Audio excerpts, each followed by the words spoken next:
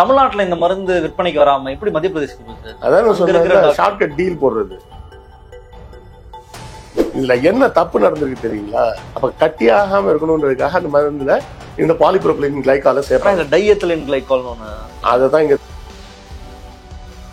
தெரிஞ்சேதான் இவனுங்க பண்ணியிருக்காங்க. இவங்களால சும்மா விடக்கூடாது. அது எப்படிங்க ஒரு கெமிக்கல் வந்து தெரியாம உள்ள வந்துருமா? அந்த பார்மா கம்பெனியை ரெகுலரா செக்கப்புக்கு போன ட்ரக் கண்ட்ரோல் போர்டு ஆபீசர்ஸ் யாருன்னு பார்த்தா அவங்களையும் பிடிக்கணும். தெரியாம எப்படி நடக்கும்? அவங்க தானே அலோவ் பண்ண முடியும் இந்த பேட்ச் போலாமா வேணாமான்றதுக்கு. மருந்து அப்படின்னு சொல்லி இந்தியாவில மட்டும் இல்ல, உலகத்திலேயே நீங்க எங்கேயுமே விளம்பரமே பண்ணக்கூடாது. இந்த மருந்தை சாப்பிட்டீங்கன்னா சரியாயிடும் அப்படின்னு விளம்பரம் பண்ணா சட்டப்படி குற்றம். இந்த வேக்சின் போட்டா உங்க குழந்தைக்கு நல்லது அப்படி இப்படின்லாம் போட்டுட்டு இது பற்றி மேலும் விவரங்களுக்கு உங்கள் மருத்துவரை தொடர்பு கொள்ளவும் கீழே முடிச்சிடுவாங்க. இதே பாக்டீரியாவை ஒரு எலிக்கோ எதுக்கோ இன்ஜெக்ட் பண்ணி அதுக்கு அந்த இன்ஃபெக்ஷனை வர வச்சு அதுக்கப்புறம் இந்த மருந்தை அந்த எலிக்கு கொடுத்து அது சரியாகுதான்னு பார்ப்பாங்க. ஹியூமன் ட்ரையலுக்கு வாலண்டியர்ஸ் சைன் பண்ணி அவங்களுக்கு ஸ்டைஃபண்ட் கொடுக்கணும். இந்த மருந்து சாப்பிட்டு வேலை செய்தா இல்லையான்னு அவங்க ரெஸ்பாண்ட் பண்றதுக்கு மாசம் 25,000 30,000 சம்பளம் கொடுத்தாகணும். இந்த மெடிக்கல் கம்பெனில இருந்து 4 ரிப்போர்ட்டையும் ரெடி பண்ணும். In vitro, animal trial, human trial, clinical trial. இந்த 4 ரிப்போர்ட்டும் பாத்தீங்கன்னா ஒன்னு 200 பக்கம் 300 பக்கம் இருக்கும். இவ்வளத்தையும் கொண்டு போய் நீங்க பார்மா கவுன்சில்ல கொடுக்கணும். நீங்க கரெக்டான அந்த பாயிண்ட பிடிச்சிட்டீங்க. இவ்வளவும் பண்ணி தானே சார் அது விற்க வருது. அப்புறம் எப்படி இப்படி ஒண்ணு மாத்துச்சு அப்படின்னு கேக்குறீங்க. 15 வருஷம் ஒண்ணு சொன்னல, இம்காப்ஸ்னு ஒரு ஆர்கனைசேஷன் இருக்கு. அங்க இருந்துதான் மருந்து வாங்கி கொடுக்கலாமே தவிர நான் தனியா உட்காந்து லேகியம் அரைச்சு கொடுக்குறேன்னா அரைச்சு கொடுக்க முடியாது. இந்த லேகியம் கொடுக்குறேன் அதெல்லாம் கொடுக்குறேன்னு சொன்னாங்க. அவங்க எல்லாம் குவாக்ஸ். மெடிசன் காஸ்ட்லி தாமா. ரொம்ப சிம்பிளா உங்களுக்கு புரியுற மாதிரி சொல்லலாம். பேராசிட்டமால் வந்து ₹1 நீங்க கடையில் கொடுத்து குரோசின் வாங்குறீங்க. அந்த குரோசினோட மேனுஃபேக்சரிங் காஸ்ட் எவ்வளவு தெரியுமா? 5 பைசா தான். அது ஏன் இவ்வளவு பெரிய மார்ஜினா அதுக்கு பின்னாடி அந்த மார்ஜின் அதிகமா இருக்கும் போதுதான் இந்த மாதிரி குவாக்ஸ் யாராவது உள்ள பூந்துடுறாங்க. வணக்கம், இது அரண்சை. நான் தேவா பாஸ்கர். நீங்கள் பார்த்து கொண்டிருப்பது டீப் டைவ் பாட்காஸ்ட். இன்னைக்கு எபிசோட்ல எந்த விஷயத்தை பார்க்க இருக்கோம் அப்படின்னா, தமிழ்நாட்டில் உற்பத்தியான ஒரு காஃப் சிரப் மத்திய பிரதேசத்துல 24 குழந்தைகளினுடைய உயிரை வாங்கியிருக்கிறது. கிட்டத்தட்ட ஒரு கொடூரமான சம்பவம். தமிழ்நாட்டில் இப்போ விஜய் அந்த கரூர் விஷயத்திற்கு அப்புறம் இந்த விவகாரம் பெரிதாக பேசப்படல. நம்ம இந்த எபிசோட்ல இந்த காஃப் சிரப்போட இஷ்யூ அண்ட் குறிப்பாக ஒரு ட்ரக் ஃபார்மா இண்டஸ்ட்ரி எப்படி ஆப்ரேட் ஆகுது, அதனுடைய செயல்பாடுகள் என்னவாக இருக்கு, எந்த இடத்துல அரசாங்கம் கோட்டை விட்டாங்க, இந்த இண்டஸ்ட்ரி எப்படி வேலை செய்யுது, இப்படி பல விஷயங்களை பேச இருக்கோம். யார் கூட பேச இருக்கோம்னா, எழுத்தாளர், வரலாற்று ஆய்வாளர், அரசியல் விமர்சகர் கிருஷ்ணவேல் கூட தான். வணக்கம். நம்ம நிறைய விஷயத்த முன்னாடியே பேசலாம்னு பிளான் பண்ணோம் பாட்காஸ்ட்டுக்கு. ஹிஸ்டரி சம்மந்தப்பட்டு நம்ம பேசலாம்லாம் நிறையா சொன்னீங்க. It didn't fell in place. அதுக்கப்புறம் இந்த விஷயம் சம்மந்தமாக நான் பேசணும்னு சொல்லி வில்லவன் தோழர்கிட்ட தான் பேசிட்டு இருந்தேன். அந்த காஃப் சிரப் இஷ்யூ சம்மந்தமாக பேசணும், யாரையாவது சஜஸ்ட் பண்ணுன்னு சொல்லும்போது கிருஷ்ணவேல்கிட்ட நீங்கள் பேசுங்க, அவருக்கு இந்த இண்டஸ்ட்ரி சம்மந்தப்பட்ட ஒரு தொடர்பு இருக்குது அப்படின்றத சொன்னார். அப்புறம் தான் நான் உங்களுக்கு கால்லாம் பண்ணேன். முதல்ல உங்களுடைய பேக்ரவுண்டை, இந்த இண்டஸ்ட்ரி பற்றி உங்களுக்கு என்ன தெரியும், உங்களுடைய பேக்ரவுண்டு சம்மந்தப்பட்டு என்ன இருக்குன்றதுலேருந்து நம்ம ஆரம்பிக்கலாம். நம்ம பார்வையாளர்கள் இருக்காங்கல்ல, அடிக்கடி வைக்கிற இது வந்து நம்ம ஏதாவது ஒரு டிஃப்ரெண்ட் சப்ஜெக்ட்ல பேசணும்னா உடனே வந்துடுவாங்க. வந்துடாண்டா எல்லாம் தெரிஞ்ச ஏகாம்பரம், ஜேக் ஆஃப் ஆல், எதை கேட்டாலும் எல்லாம் எனக்கு தெரியும்ட்டு வந்துடுவான் அப்படின்னு நக்கலா கமெண்ட்லாம் போடுவாங்க. நீங்க கேட்டதுனால இன்னைக்கு வந்து என்னோட பேக்ரவுண்டை சொல்றதுக்கு ஒரு வாய்ப்பு கிடைச்சதுன்னு வச்சுக்கலாம். என்னோட தந்தையார் வந்து பாத்தீங்கன்னா ஒரு அரசு ஊழியர், அரசு அதிகாரி, டெப்யூட்டி ரெஜிஸ்ட்ரார் ரேங்க்ல இருந்து ரிட்டையர் ஆனவர். ஆனா ரொம்ப ஸ்ட்ரிக்டான ஆஃபீஸர்ன்றதுனால என்ன ஆகும்னு பாத்தீங்கன்னா வருஷத்துக்கு ஒரு தடவை டிரான்ஸ்ஃபர் ஆகிட்டே இருப்பார். அவர் வந்து அரசு பணியில வேலை பார்த்த காலம் வந்து 35 ஆண்டுகள், 40 ஊர்ல வேலை பார்த்திருக்காரு. மாறிட்டே இருப்பீங்களா? ஆமா, நாங்களும் ஃபேமிலியோட மாத்திக்கிட்டே இருப்போம். அதனால பாத்தீங்கன்னா எனக்கு பேசிக்கலா உங்களுக்கு வந்து ஃப்ரெண்ட்ஸ்ன்றது எங்க கிடைப்பாங்கன்னா நெய்பர்ஹுட்ல இருக்கும், இல்லைன்னா ஸ்கூல் சர்க்கிள்ல இருக்கும். எனக்கு ரெண்டுமே வருஷம் மாறிடும். ஸோ நான் எப்பவுமே ஒரு ஏலியனாவே இருப்பேன் அந்த செக்மெண்ட்ல. தெரு பசங்களும் சேர்த்துக்க மாட்டாங்க, ஸ்கூல்லையும் பசங்க சேர்த்துக்க மாட்டாங்க. ஸோ நான் வந்து பாத்தீங்கன்னா ஒரு 4th ஸ்டாண்டர்ட்ல இருந்து அப்போ வந்து எனக்கு ஒரு மஞ்சக்காமால வந்து ஒரு 2 மாசம் ஸ்கூல் போல. அப்போ வீட்டு பக்கத்துல ஒரு படிப்பகம்னு ஒன்று இருக்கும். என்ன இருக்குன்னா வார இதழ்கள், மாத இதழ்கள், பேப்பர் இதெல்லாம் கிடக்கும். காலையில் ஒரு தடவை சாயங்காலம் ஒரு தடவை திறப்பாங்க. ஸோ போர் அடிக்குதுன்னு அங்கே போய் உட்காந்து அந்த குழந்தைகள் புக்கு அம்புலிமாமா, ரத்னபாலால ஆரம்பிச்சு 6ஆம் கிளாஸ் 7ஆம் கிளாஸ் வரும்போதே சாண்டிலியன்லாம் தாண்டி போயிட்டேன். நான் இன்னும் சொல்ல போனால் 12th படிக்கும் போதே நான் வந்து ஆல்மோஸ்ட் ஃபிக்ஷன் எல்லாம் விட்டுட்டு நான் ஃபிக்ஷனுக்கு போயிட்டேன். அதுக்குள்ளேயே சுஜாதா, அதெல்லாம் பாலகுமார், ஒரு 25 பாலிடிக்ஸ்லாம் தெரிஞ்ச அப்புறம் தான் ஃபிக்ஷன் விட்டு வெளியே போவாங்க எல்லாரும். நான் ஃபிக்ஷனுக்கு வரும். நான் +2லயே ஃபிக்ஷனை விட்டு வெளியே வந்துட்டேன். அப்பவே வில்லி பாரதம், ராமாயணம் இந்த மாதிரி பெரிய புக்கெல்லாம் எடுத்து படிக்க ஆரம்பிச்சு அப்படியே போயிடுச்சுன்னு வச்சிங்களேன். எனக்கு வந்து சயின்ஸ் வந்து சின்ன வயசுலேருந்து ரொம்ப பிடிக்கும், ஃபிசிக்ஸ் குறிப்பா. அதனால நான் எடுத்தது பிஎஸ்சி ஃபிசிக்ஸ், அப்புறம் எம்எஸ்சி ஃபிசிக்ஸ். ஸோ சயின்ஸ் தான் என்னுடைய அகாடமிக் குவாலிஃபிகேஷன். பட் வந்து சிவில் சர்வீஸ் போகணும்னு எனக்கு ஆசை. அதனால என்ன பண்ணேன்னா, இதே ஃபிசிக்ஸ் எடுத்து எழுத முடியாது, அது ரொம்ப ஹெவியான சப்ஜெக்ட்ன்றதுனால ஹிஸ்ட்ரி எடுத்து படிக்க ஆரம்பிச்சேன். இப்படிதான் சயின்ஸ் பேக்ரவுண்ட்ல இருந்து ஹிஸ்ட்ரி பேக்ரவுண்டுக்கு வரேன். நான் ஹிஸ்ட்ரிக்கு வந்து எத்தனை வருஷம் படிச்சீங்க சிவில் சர்வீஸ்? சிவில் சர்வீஸ் கிட்டத்தட்ட ஒரு 5 வருஷம் ப்ரிப்பேர் பண்ணேன். 5 வருஷம் ப்ரிப்பேர் கிளியர் ஆச்சா? பிலிம்ஸ் ஏதாவது இல்ல, 3 அட்டெம்ப்ட்லயுமே நான் இன்டர்வியூல போய் தான் ஃபெயில். 3 டைம் இன்டர்வியூ போயிட்டீங்களா? 3 தடவையும் பிரிலிம் மெயின் பாஸ் பண்ணி இன்டர்வியூ போயிட்டு, எனக்கு அந்த இன்டர்வியூல லாபிங்லாம் இருக்கும், அது இதெல்லாம் எனக்கு எதுவுமே தெரியாது. இன்னும் சொல்ல போனா, நான் டெல்லி போனது முதல்ல அந்த 90ஸ்ல 3 தடவை டெல்லி போனதே வந்து இந்த பிரிலிம் இன்டர்வியூ தான். எங்க போய் தங்குறதுன்னு கூட எனக்கு தெரியாம தான் சுத்திட்டு இருந்தேன்னு வச்சுக்கோங்க. First time you won't believe, போயிட்டு எங்க தங்குறதுலாம் தெரியாம ரயில்வே ஸ்டேஷன்ல இருக்க அந்த பே டாய்லெட் இருக்கும்ல, அங்கேயே குளிச்சுட்டு அப்படியே நேரம் இன்டர்வியூ போயிட்டேன். தெரியாது நமக்கு. அதெல்லாம் 1.5 நாள் டிராவல் பண்ணி போய் நாங்க போய் இன்டர்வியூக்கு அப்புறம் என்ன பண்ணோம், இப்படிதான் நம்ம போகணும்னு வச்சுக்கோங்க. இன்னும் சொல்ல போனா டை போட்டு போகணும்னு கூட எனக்கு தெரியாது ஃபர்ஸ்ட் டைம். அதுக்கப்புறம் தான் இப்படிதான் போச்சு. இப்படிதான் ஹிஸ்டரி வந்து ஸ்ட்ராங் ஆனது. வேலைன்னு எடுத்தீங்கன்னா, நான் வந்து ஃபுல்லா அட்வர்டைசிங் அண்ட் மார்க்கெட்டிங்ல தான் இருந்தேன். ஸோ இந்த பக்கம் இப்படி வந்துட்டேன்னா, அதுவும் போக அட்வர்டைசிங் அண்ட் மார்க்கெட்டிங்ல மீடியா சைட்ல இருந்தேன். ஆல்மோஸ்ட் ஃபேமஸான பேர்லாம் வேணாம், ஆல்மோஸ்ட் ஃபேமஸான ஒரு 4-5 மீடியா ஹவுசஸ்ல ஒர்க் பண்ணியிருக்கிறேன்னு வச்சுக்கீங்களேன். இது வரை கிட்டத்தட்ட ஒரு 150 பிராண்டுகள் ஹேண்டில் பண்ணியிருக்கிறேன் அட்வர்டைசிங்ல. ஸோ இப்படி பார்த்தீங்கன்னா, நானே ஒரு அவியல் மாதிரி ஒரு அது போக ஆரம்பத்தில் பார்த்தீங்கன்னா, இப்போ நீங்க கேட்ட இந்த அது அப்புறம் இதுல வந்து பார்த்தீங்கன்னா, இந்த மெடிசன் கேட்டீங்கல்ல, அது வந்து நான் 94ல இருந்து 96 வரை ஜான்சன் அண்ட் ஜான்சன்ல மெடிக்கல் டிபார்ட்மெண்ட்ல ஒர்க் பண்ணியிருக்கேன். மருந்துகள் விற்பனை இதெல்லாமே நம்ம வேலை. அது மூலமாக கற்றுக்கிட்டது. எழுத்தாளராக மாறினது என்ன காரணத்தினால அப்படின்னு பார்த்தீங்கன்னா, 2017ல் வந்து ஒரு நியானானா நடக்குது. அந்த நியானானா இதுல வந்து சாதி பெயரை சேர்த்து கொள்ளலாமா கூடாதா அப்படின்னு சொல்லி ஒரு டிபேட் ஓடுது. கூடாதுன்னு சொல்ற சைட்ல இருக்கிற ஒரு பையன் சொன்னாப்ல, எங்களுக்கு எல்லாம் தரவாடுன்னு ஒரு பேர் உண்டு. எங்க அப்பாட்ட கேட்டேன், எதுக்குப்பா இந்த பேர் அப்படின்னு கேட்டேன். இல்லடா, இது வந்து மோர் தென் 500 இயர்ஸா நம்ம வந்து ஒரு ஆன்செஸ்ட்ரல் ஹவுஸ் இருக்கு, அது அதனால அந்த பேரை நம்ம போட்டுக்கிறோம் அப்படின்னு சொல்லி சொன்னாரு. இந்தியாவில் எவ்வளோ பேர் சொந்தமாக குடியிருக்க வீடு கூட இல்லாமல் இருக்காங்க, நம்ம 500 வருஷமா வீடு வச்சிருக்கோன்றது ஒரு பெருமையா, வேண்டான்னு அந்த பேரை போடுறதை விட்டுட்டேன் அப்படின்னு அந்த பையன் அதில் பேசினாப்ல. பேசின உடனே நான் அதை பார்த்துட்டு எனக்கு ரொம்ப டென்ஷன் ஆகிட்டேன். ஏன்னா அந்த பையன் என்ன நினச்சிட்டா, அந்த பையனோட நோக்கம் கரெக்டு, ஆனால் ஹிஸ்ட்ரி தப்பாக புரிஞ்சு வச்சிருக்காப்புல. அது 500 வருஷம் பெருமை இல்லை, அது 500 வருஷம் அடக்குமுறை. அதை பற்றி நம்ம இன்னொரு நாள் பேசுவோம், அது ஒரு பெரிய சப்ஜெக்ட். அந்த அடக்குமுறைன்றதே அந்த பையனுக்கு தெரியலன்றது ரொம்ப கஷ்டமா இருக்குன்னு சொல்லி ஃபேஸ்புக்ல ஒரு பெரிய போஸ்ட் ஒன்று போட்டேன். கிட்டத்தட்ட A4 ஷீட்ல ஒரு 5 பக்கம் வர மாதிரி இருக்குன்னு வச்சுக்கோங்க. அவ்வளோ பெரிய போஸ்ட் போட்டா பயங்கர வரவேற்பாகி, இதே மாதிரி வேற எங்களுக்கு தெரியாத விஷயங்கள்லாம் சொல்லுங்கன்னு சொல்லி கிட்டத்தட்ட ஒரு கண்டினியூஸா ஒரு அந்த 2017 ஜூன்ல ஆரம்பிச்சு அக்டோபர் வரை கிட்டத்தட்ட ஒரு 25 ஆர்டிகல் அது மாதிரி எழுதியிருந்தேன். உடனே எல்லாரும் இதை புக்கா கொண்டு வாங்கன்னு, சூழ்நிலை தான் இந்த மாதிரி தள்ளிக்கிட்டே போகுது. அப்படிதான் வந்து அதை பிரிண்ட் பண்ணி அதை தெரிந்த வரலாற்றின் தெரியாத பக்கங்கள்னே அதுக்கு பேர் வச்சு அதை முதல் புக்கா 2017 அக்டோபர்ல நம்ம ஐயா சுபவி தலைமையில தான் அந்த புக்கை வெளியிட்டோம். தோழர் மதிமாறன் வேற வந்திருந்தாங்க. பயங்கர கூட்டம். எங்களுக்கு வந்து ப்ரீ பிரிண்ட் ஆர்டரே வந்து 800 காப்பீஸ் இருந்தது. அப்போ நார்மலா 1000 காப்பீஸ் தான் பிரிண்ட் பண்ணுவாங்க, நமக்கு பிரிண்டிங் முன்னாடியே 800 காப்பீஸ் ஆர்டர்லாம் வந்தது. அந்த மாதிரி அது போச்சு. ஆனா அதுக்கப்புறம் அதுல கன்சிஸ்டன்டா என்னால உட்கார முடியல. ஏன்னா அப்ப கம்பெனி இருந்தது, ஓடிட்டு இருந்தது, அந்த கம்பெனி வேலைகள்லாம் அதை செய்ய முடியல.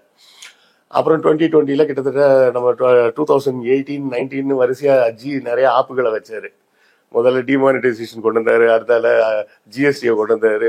அப்புறம் அவர் கொண்டு வந்தாரா இல்லையா, 20ல கொரோனா வந்து மொத்தமா எல்லாம் இழுத்து மூடி, அதுக்கப்புறம் திரும்பவும் மறுபடியும் புக் எழுதுவோன்னு ஆரம்பிச்சு, அப்புறம் யூடியூப் அப்படின்னு இப்படியே நமக்கு தெரிந்த விஷயங்களை பூரா சொல்லுவோன்னு வந்தோம்.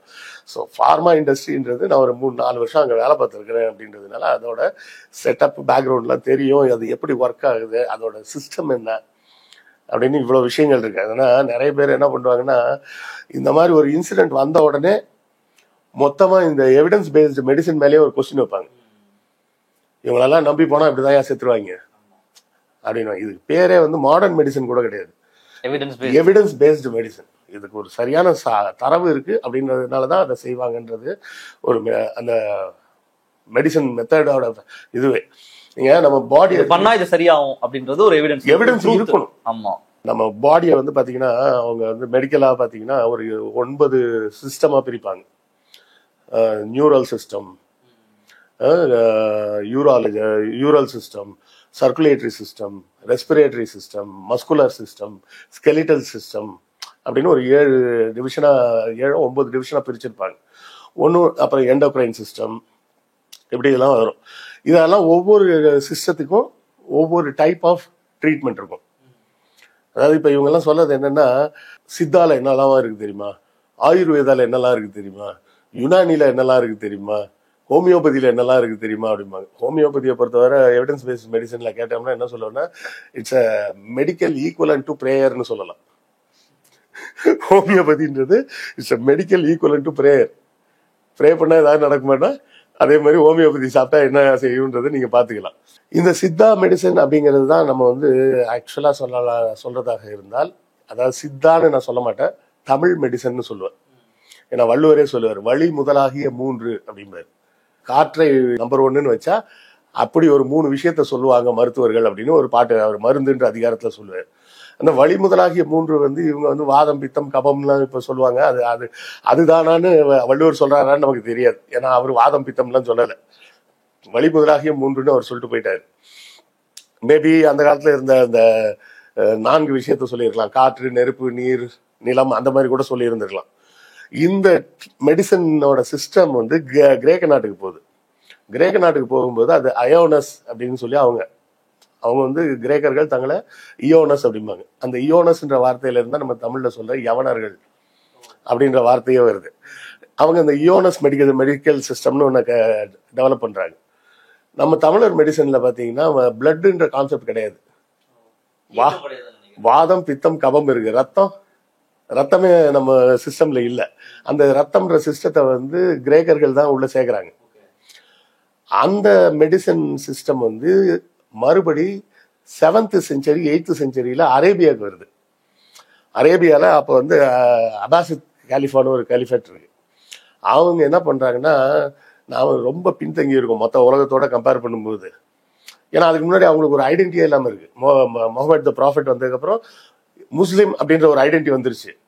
பட் கலை, இலக்கியம், அதெல்லாம் தொழில்நுட்பம்னு பார்த்தா ஒண்ணுமே இல்லை, எல்லாம் ஒட்டகம் மேய்ச்சிட்டு தான் இருக்கும். அப்ப என்ன பண்ணுங்க, என்ன வேணா பண்ணு, எல்லா பக்கமும் போய் எல்லா புக்ஸையும் எடுத்துட்டு வந்து முதல்ல அரபிக்ல டிரான்ஸ்லேட் பண்ணு, அதுக்கப்புறம் நம்ம ரிசர்ச் பண்ணுவோம் அப்படின்னு சொல்லி ஆரம்பிக்கிறாங்க. அப்படி இந்தியாவில இருந்து போனதான் டெசிமல் நியூமெரிக்கல் சிஸ்டம், 0 to 9 வரை உள்ள நம்பர் சிஸ்டம் இருக்கு. இதெல்லாம் அப்பதான் உள்ள வருது. அது போனோம்னா அது இன்னொன்று கோல்டன் இஸ்லாமிக் ஏஜ்னு தனியா அது ஒரு சப்ஜெக்ட் இருக்கு. அப்போ அந்த கிரேக்க மெடிசன் சிஸ்டம் இருக்குல்ல, அயோனஸ், அந்த அயோனஸ்ன்றதை இவங்க யுனானி அப்படின்ற பேர்ல இன்னும் கொஞ்சம் டெவலப் பண்றாங்க. அப்போதான் வந்து இந்த பிளட் மட்டும் இல்ல, பிளட் வந்து பல்சேட் ஆகுது, நமக்கு பல்ஸ்ன்னு ஒண்ணு இருக்கு, அப்ப பிளட் வந்து பம்ப் ஆகுது அப்படின்ற விஷயத்தெல்லாம் அப்புறம் கண்டுபிடிக்கிறாங்க. இந்த விஷயங்கள் வந்து மறுபடி அரபிக் லாங்குவேஜ்ல இருந்து லத்தீனுக்கு போகுது.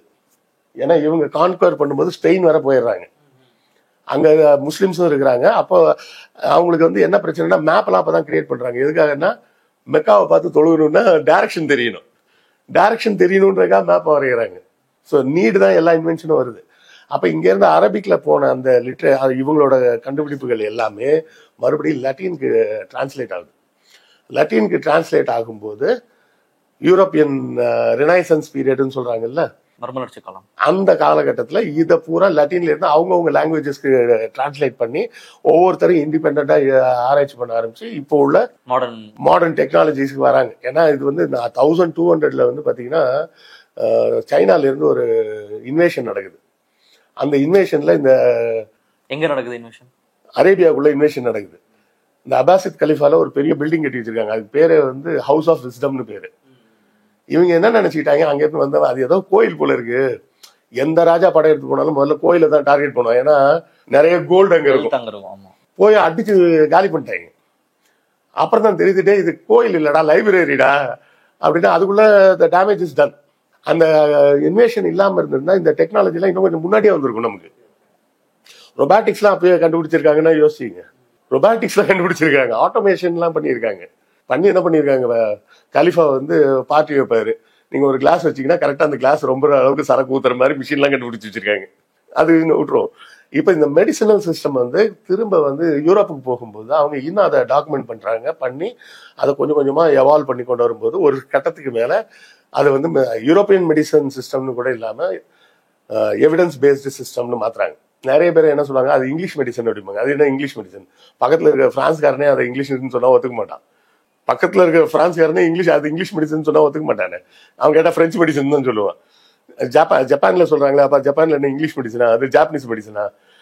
பேர் வந்து கரெக்டான பேர் எவிடன்ஸ் பேஸ்டு மெடிசன். அப்போ ஒருத்தருக்கு வந்து உடலில் இந்த மாதிரி ஒரு ப்ராப்ளம் இருக்கு அப்படின்னா அது என்ன ப்ராப்ளம்? நான் சொன்னேன், இந்த 9 சிஸ்டம்ல எந்த சிஸ்டத்துல ப்ராப்ளம்? பொதுவா இந்த சளி தொல்லைன்றது ரெஸ்பிரேட்டரி சிஸ்டம் சம்பந்தப்பட்ட விஷயம். ரெஸ்பிரேட்டரி சிஸ்டத்துக்கு நமக்கு வந்து மருந்தே கிடையாது. அதை முதல்ல புரிஞ்சுக்கணும்.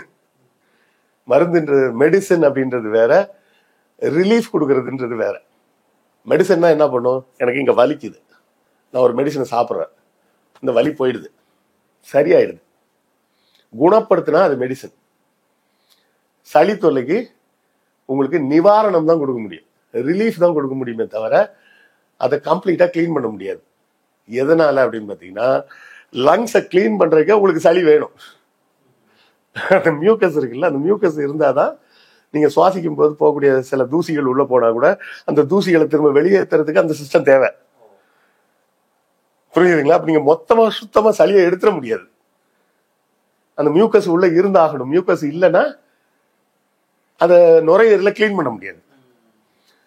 இந்த தம் அடிக்கிற ஆளுங்களுக்கு நிறைய இருமல் வருது இல்ல, ஏன்னா அந்த கரிப்பூரம் உள்ள போகும்போது அதை கிளீன் பண்ணி அது வெளியே அனுப்புது, அதுதான் இருமல். ஸோ அது இப்படி வர இருமல் வேற, வைரஸ் பாக்டீரியா இன்ஃபெக்ஷன் மூலமா வர சளி தொல்லைன்றது வேற. சரியா? இப்ப இந்த எவிடன்ஸ் பேஸ்ட் மெடிசன்ல மருந்து எப்படி செய்யறாங்க அப்படின்னு பாத்தீங்கன்னா, முதல்ல ஒரு மாலிகுலை ரெடி பண்ணுவாங்க. மாலிகுல் ஸ்ட்ரக்சரை பார்த்து, அதாவது ஒரு பாக்டீரியா இருக்குன்னா அந்த பாக்டீரியாவுக்குன்னு ஒவ்வொரு பாக்டீரியாவுக்கும் ஒரு குறிப்பிட்ட ஸ்ட்ரக்சர் சைஸ் ஷேப் இருக்கும். அந்த ஷேப்பை வந்து கெமிக்கல் மாலிகுலோட ஷேப்போட கம்பேர் பண்ணி இந்த ஷேப்போட இந்த ஷேப் எப்படி ரியாக்ட் பண்ணுன்ற மாதிரி பார்த்து ஒரு மாலிகுலை உருவாக்குவாங்க. அந்த மாலிகுலை இந்த பாக்டீரியாவோட ரியாக்ட் பண்ண பார்ப்பாங்க. அதுக்கு பேர் இன்விட்ரியோ அப்படிம்பாங்க. இன்விட்ரியோனா இன்சைட் த லேப்னு அர்த்தம், இல்லை இன்சைட் த டெஸ்ட் டியூப் அப்படின்னு கூட நீங்க வச்சுக்கலாம். அதான் இன்விட்ரியோ, அதான் ஃபர்ஸ்ட் லெவல் டெஸ்டிங். அதுல சக்சஸ்ஃபுல்லா நடக்குது அப்படின்னு சொன்னா அனிமல் ட்ரையல்னு ஒண்ணு பண்ணுவாங்க. அனிமல் ட்ரையல்னா என்னன்னா, இதே பாக்டீரியாவை ஒரு எலிக்கோ எதுக்கோ இன்ஜெக்ட் பண்ணி அதுக்கு அந்த இன்ஃபெக்ஷனை வர வச்சு அதுக்கப்புறம் இந்த மருந்தை அந்த எலிக்கு கொடுத்து அது சரியாகுதான்னு பார்ப்பாங்க. இந்த எவிடன்ஸ் பேஸ்ட் மெடிசன் மனுஷங்களே ட்ரைலாம் பண்ணிருக்காங்களா? இல்ல, வர இன்னும் முடிக்கல. அரண்சை நண்பர்களுக்கு வணக்கம். அரண்சை ஊடகம் சுயேட்சையாக இயங்குவதற்காகவே உருவாக்கப்பட்டது. நாம் செய்கிற வேலை உண்மையிலேயே மக்களுக்காக செய்கிறோம் என்பதை நீங்கள் நம்பினால், வாய்ப்பு இருந்தால் இந்த ரேசர் பே கியூஆர் கோடுக்குள்ளே நீங்கள் வந்து அதை ஸ்கேன் பண்ணி எங்களுக்கு உங்களால் இயன்றதை விருப்பம் இருந்தால் ஆதரவு தெரிவிக்கலாம். இந்த அனிமல் ட்ரையல் முடிஞ்ச உடனே ஹியூமன் ட்ரையல். ஹியூமன் ட்ரையல்னா நம்ம இந்த தமிழ் படத்துல எல்லாம் பாக்குறோமே, ஒரு வில்லன் டாக்டர் உட்காந்துக்கிட்டு சேரியில இருந்து குழந்தைங்களை கடத்திட்டு வந்து ஒரு அண்டர் கிரவுண்ட் ஹாஸ்பிட்டல வச்சு கொடுத்து அப்படிலாம் பண்ண முடியாது. அப்படிலாம் பண்ணீங்கன்னா அந்த மருந்தை கொண்டு போய் விற்க முடியாது, அதுதான் பிரச்சனை. அது ஹியூமன் ட்ரையல்னா என்ன பண்ணாங்கன்னா, வாலண்டியர்ஸ் கேட்பாங்க, நீங்க கூட போய் எழுதி கொடுக்கலாம், யார் வேணா போய் எழுதி கொடுக்கலாம், நான் வந்து ஹியூமன் ட்ரையலுக்கு ரெடி அப்படின்னு. ஹியூமன் ட்ரையலுக்கு ரெடினா அந்த வியாதியை உங்க மேல வர வைக்க மாட்டாங்க, அந்த வியாதி உங்களுக்கு இருக்கிற ஆளுங்களை பார்த்து செலக்ட் பண்ணுவாங்க. அந்த பாக்டீரியாவால் பாதிக்கப்பட்ட நபர்கள் இருந்தாங்கன்னா அவங்கள செலக்ட் பண்ணி நீங்க ஹியூமன் ட்ரையலுக்கு வரதுக்கு ரெடியான்னு கேட்பாங்க. வரதுக்கு ரெடின்னு சொன்னாங்கன்னா அதுக்கு உள்ளான வக்கீல் வச்சு அட்வொகேட் கூட இருக்கணும், வச்சு லீகலா டாக்குமெண்ட் ரெடி பண்ணணும். ஆனா ஸ்டார்டிங்ல வந்து பிளாக்ஸ் ரொம்ப சாதாரண, அதாவது இதெல்லாம் 1400 1300ல நடந்த விஷயங்களை வந்து இப்போ 2025ல நம்ம பேசிட்டு இருக்க முடியாது. இப்பவும் தான் மெடிசின்ஸ் நிறைய புதுசா வருது இல்ல. அப்ப இதெல்லாம் வந்து ப்ராப்பரா தான் பண்றாங்க இப்ப வரதெல்லாம். பண்றது இது ஏன் பண்ணணும்ன்றதா நான் கடைசியா சொல்றேன். ஹியூமன் ட்ரையலுக்கு வாலண்டியர்ஸ் சைன் பண்ணி அவங்களுக்கு ஸ்டைஃபண்ட் கொடுக்கணும். இந்த மருந்து சாப்பிட்டு வேலை செய்தா இல்லையான்னு அவங்க ரெஸ்பாண்ட் பண்றதுக்கு மாசம் 25,000 30,000 சம்பளம் கொடுத்தாகணும். இந்த மெடிக்கல் கம்பெனில இருந்து கொடுத்து இதை அதை ஃபுல்லா டாக்குமெண்ட் பண்ணுவாங்க. இது நாங்க கொடுத்து அப்சர்வ் பண்ணோம், இது 1 மணி நேரத்துல எப்படி வேலை செஞ்சது, 2 மணி நேரத்துல எப்படி வேலை செஞ்சது அப்படின்னா அதை ஃபுல்லா டாக்டர்ஸை வச்சு ரிப்போர்ட் பண்ணணும். இது முடிஞ்சதுக்கப்புறம் கிளினிக்கல் ட்ரையல், இது வர முடிஞ்சதுக்கப்புறம் நீங்க போய் ஃபார்மா போர்டில் போய் கொடுத்து எழுதி வாங்கணும், நாங்கள் கிளினிக்கல் ட்ரையல் போகிறோம். கிளினிக்கல் ட்ரையல் தான் குறிப்பிட்ட டாக்டர்ஸை கேட்டு, சார் இது வந்து கிளினிக்கல் ட்ரையல், நீங்கள் உங்கள் பேஷண்ட்டோட கன்சர்ன் வாங்கிட்டு கொடுத்து பாருங்க, இவ்வளோ ரிப்போர்ட்ஸ் இருக்கு அப்படின்னு. அதுக்கப்புறம் ஜென்ரலாக கிளினிக்கில் சொல்லி கொடுத்து பார்ப்பாங்க, இது புது மருந்து. அதுதான் இந்த மெடிக்கல் ரெப்லாம் போய் டாக்டர்கிட்ட பேசுறது, அது மெடிக்கல் கிடையாது, அதுக்கு வேற ஆளுங்க போவாங்க. போய் கிளினிக்கல் ட்ரையல் தான் இது வந்து நீங்க சாப்பிட்டு பாக்குறதுன்னா ஓகே, இல்லைன்னா நான் ரெகுலர் மருந்து தரேன்னு டாக்டர் சொல்லுவேன். நம்ம வந்து பேஷண்டா இருந்துட்டு புது மருந்து ஓகே சார் சாப்பிட்டு பாக்குறேன்னு வேணாலும் சொல்லலாம், இல்ல அதெல்லாம் வேணாம் சார்னு சொல்லிடலாம். இது முடிஞ்ச அந்த ரிப்போர்ட், இந்த 4 ரிப்போர்ட்டையும் ரெடி பண்ணுவோம். In vitro, animal trial, human trial, clinical trial. இந்த 4 ரிப்போர்ட்டும் பாத்தீங்கன்னா ஒன்னு 200 பக்கம் 300 பக்கம் இருக்கும். இவ்வளத்தையும் கொண்டு போய் நீங்க ஃபார்மா கவுன்சில்ல கொடுக்கணும். ட்ரக் கண்ட்ரோல் போட்டு அங்க கொண்டு போய் சப்மிட் பண்ணணும். சப்மிட் பண்ணா அங்க வேற டாக்டர்ஸ் இருப்பாங்க, அவங்க இதோட ஆத்தென்டிசிட்டி, எஃபிகாக்சின்னு ஒன்று சொல்லுவாங்க. எஃபிகாக்சினா செயல்திறன், அந்த மருந்து கொடுத்து எவ்வளவு நேரத்தில் வேலை செய்யுதுன்ற செயல்திறன்ல இருந்து எல்லாத்தையும் கம்ப்ளீட்டா அனலைஸ் பண்ணி அதுக்கப்புறம் அப்ரூவல் கொடுப்பாங்க. அப்படி அப்ரூவல் கொடுத்ததுக்கப்புறம் தான் நீங்க விற்கவே வர முடியும். எடுத்த உடனே ஒரு மருந்து நாங்க ரகசியமா தயார் பண்ணி அப்படியே கொண்டு வந்து வித்தரோம்னா விற்க முடியாது. இவ்வளவு வேலையும் செஞ்சு அதுக்கப்புறம் தான் கொண்டு போய் விற்க முடியும். அப்படி விற்கும் போதும் பேட்டன்ட் வந்து 15 வருஷம் தான் கொடுப்பாங்க. நீங்க உட்காந்து ஆராய்ச்சிலாம் பண்ணி இவ்வளவு பண்ணிருக்கீங்கன்றதுனால 15 வருஷம் நீங்க மட்டும் வித்துக்கலாம் அந்த பர்டிகுலர் மாலிகுலை. 15 வருஷத்துக்கு அப்புறம் அது ஓப்பன் ஆயிடும். அதுக்கப்புறம் யார் வேணா அதை மேனுஃபேக்சர் பண்ணலாம். ஏன்னா ஒரு கெமிக்கலை கொடுத்து ஒரு கெமிஸ்ட சொன்னா அவர் ஆராய்ச்சி பண்ணி அதே மாதிரி இன்னொன்று தயார் பண்ணிட முடியும். அது மட்டும் இல்ல, மருந்து அப்படின்னு சொல்லி இந்தியாவில் மட்டும் இல்ல உலகத்திலேயே நீங்க எங்கேயுமே விளம்பரமே பண்ணக்கூடாது. இந்த மருந்தை சாப்பிட்டீங்கன்னா சரியாயிடும் அப்படின்னு விளம்பரம் பண்ணா சட்டப்படி குற்றம். நீங்க அப்படி ஏதாவது ஒரு விளம்பரத்தை பாத்தீங்கன்னா, ட்ரக் கண்ட்ரோல் போர்டுன்னு ஒரு வெப்சைட் இருக்கும், அங்க போய் இது மாதிரி ஒரு விளம்பரம் பார்த்தேன் சார், இந்த மருந்து சாப்பிட்டா சொட்ட தலையில முடி வளரும், இல்ல பொதுவா சொல்லக்கூடியது ஆண்மை குறைபாடுக்கு சரியாகும் அப்படின்னு சொல்லலாம் விளம்பரம் போட்டுக்கிட்டு இருக்காங்க அப்படின்னு நீங்க கம்ப்ளைண்ட் பண்ணீங்கன்னா அந்த கம்பெனிக்காரனை தூக்கி உள்ள வச்சிருவாங்க. மருந்து ஏன்னா பாராசிட்டமால்ன்றது ஒரு மாலிகுல், ஒரு கெமிக்கல். அது இது சாப்பிட்டா ஜுரம் சரியா போகும் அப்படின்னு சொல்லி நான் விளம்பரம் பண்ணா அது எப்படி எவ்வளவு பெரிய ஃப்ராடுதுன்னா, அது நான் தயார் பண்ணா மட்டும்தான் ஜுரம் சரியா போகுமா? எந்த கம்பெனி தயார் பண்ணாலும் சரியா போகும். கரெக்டா? அப்ப மருந்துன்னு சொல்லி விளம்பரம் பண்ணவே கூடாது. அதனாலதான் பாருங்க வீகேர் அது இதுன்னு போட்டுருப்பாங்க. நாங்க ட்ரீட்மெண்ட் சென்டர்னு வச்சிருப்பாங்க. ட்ரீட்மெண்ட் சென்டருக்கு விளம்பரம் பண்ணலாம், மருந்துக்கு விளம்பரம் பண்ண முடியாது. புரியுதுங்களா? ஸோ மருந்துன்னு சொல்லி இதை குணப்படுத்து. நீங்க கூட பார்த்துருப்பீங்க, வேக்சின்க்கு எல்லாம் விளம்பரம் வரும். இந்த வேக்சின் போட்டா உங்க குழந்தைக்கு நல்லது அப்படி இப்படின்லாம் போட்டுட்டு இது பற்றி மேலும் விவரங்களுக்கு உங்கள் மருத்துவரை தொடர்பு கொள்ளவும் கீழே முடிச்சிருவாங்க. இது இந்த கடையில கிடைக்கும் அந்த கடையில கிடைக்கும் தான் போட்டுக்க மாட்டாங்க, உங்கள் மருத்துவரை தொடர்பு கொள்ளவும் தான் போடுவாங்களே தவிர மருந்துன்னு சொல்லி விளம்பரம் பண்ண கூடாதுன்றது ரூல்ஸ் உலகம் பூராமே. அதுல வந்து ஐஎன்எஸ்னு ஒரு ஆர்கனைசேஷன் இருக்கு, இந்தியன் நியூஸ் பேப்பர் சொசைட்டின்னு. அதுல மெயின் ரூலே என்னன்னா, மேஜிக்கல் ரெமடிஸ்க்கு உண்டான விளம்பரத்தை போடக்கூடாது அப்படின்னு சொல்லி ஒரு ரூல் இருக்கு. பெரும்பாலான மெயின் ஸ்ட்ரீம் மீடியா பூராமே அந்த ஐஎன்எஸ்ல மெம்பரா இருப்பாங்க. அது மெயின் ரூல் என்னன்னா, மேஜிக்கல் ரெமடி விளம்பரம் போடக்கூடாது. மேஜிக்கல் ரெமடினா இப்ப நான் சொன்ன ஆண்மை குறைபாடா, சொட்டத்தலையில முடி வளரும், இதை சாப்பிட்டேன்னா நெஞ்சு பெருசாகும் அப்படி இப்படின்லாம் விளம்பரம் போடுறாங்களே, திரும்ப திரும்ப சொல்றேன் பேராண்டி கேளுங்க அப்படின்லாம் போடுறாங்களே, அதெல்லாம் போடக்கூடாது. எத்திக்கலா தப்பு அது. ஆனா அதெல்லாம் போட்டுக்கிட்டு இருக்காங்க. நிறைய பத்திரிகைகள்ல அதெல்லாம் வருதுன்னு வச்சுங்களா, அதெல்லாம் தப்பு. ஆக்சுவலாவே விளம்பரமே பண்ணக்கூடாது எந்த ஒரு மருந்துக்கும்.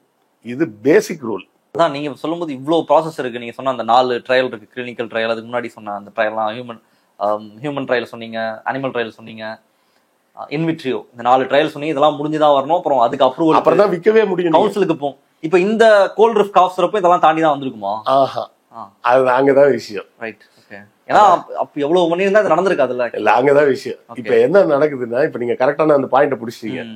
இவ்வளவும் பண்ணி தானே சார் அது விற்க வருது, அப்புறம் எப்படி இப்படி ஒண்ணு மாத்துச்சு அப்படின்னு கேக்குறீங்க. 15 வருஷம் ஒண்ணு சொன்னல, பேட்டன்ட் ரைட் வந்து கண்டுபிடிச்ச கம்பெனிட்ட இருக்குன்னு. 15 வருஷத்துக்கு அப்புறம் யார் வேணா பண்ணலான்னு ஓபனுக்கு வந்துருது அந்த ஃபார்முலா. அந்த ஃபார்முலா என்ன ஆயிடுது, ஓப்பனுக்கு வந்துடுது. ஓப்பனுக்கு வந்ததுக்கப்புறம் அந்த ஃபார்முலாவை வச்சு அதே ஃபார்முலாவில் யார் வேணால் எந்த கெமிஸ்ட்ரை வச்சு வேணாலும் தயார் பண்ணிக்கலாம். அப்படி தயார் பண்ணாலும் அதை கண்காணிப்பதற்கு தான் ட்ரக் கண்ட்ரோல் போர்டு இருக்கு. இப்போ நீங்கள் பிஎஸ்எம்எஸ், பிஹெச்எம்எஸ், பியூஎம்எஸ் அப்படின்னு சொல்கிறாங்கல்ல, bachelor of Siddha, bachelor of Ayurveda, bachelor of homeopathy, Unani, இவங்கெல்லாம் குவாலிஃபைடு டாக்டர்ஸ். அந்தந்த ட்ரேட் ஆயுஷ் மினிஸ்ட்ரியே இருக்கு இல்ல, அதான் குவாலிஃபைடு டாக்டர்ஸ். அவங்க கூட இம்காப்ஸ்னு ஒரு ஆர்கனைசேஷன் இருக்கு. அங்கேருந்து தான் மருந்து வாங்கி கொடுக்கலாமே தவிர நான் தனியாக உட்காந்து லேகியம் அரைச்சி கொடுக்குறேன்லாம் அரைச்சி கொடுக்க முடியாது. இந்த லேகியம் கொடுக்குறேன் அதெல்லாம் கொடுக்குறேன்னு சொல்றாங்க, அவங்கெல்லாம் குவாக்ஸ்னா ஃப்ராடு. அவங்கெல்லாம் சித்தாலேயே ஃப்ராடு சித்தாவும் இருக்காங்க. இவங்கள மாதிரி படிச்ச ஒரிஜினலா படிச்ச சித்தா டாக்டர்ஸ் இருக்காங்க. அவங்க போனீங்கன்னா சொல்றாங்க, இல்லைங்க இதுலலாம் இங்க ட்ரீட்மெண்ட் பண்ண முடியாது, நீங்க மாடர்ன் மெடிசனுக்கு போயிடுங்க அப்படின்னு சொல்லிடுவாங்க. ஏமாத்த மாட்டாங்க. இந்த குவாக்ஸ் தான் சொல்லுவாங்க, எல்லாத்துக்கும் நான் கேன்சரா வா நான் உனக்கு குணப்படுத்துறேம்மா.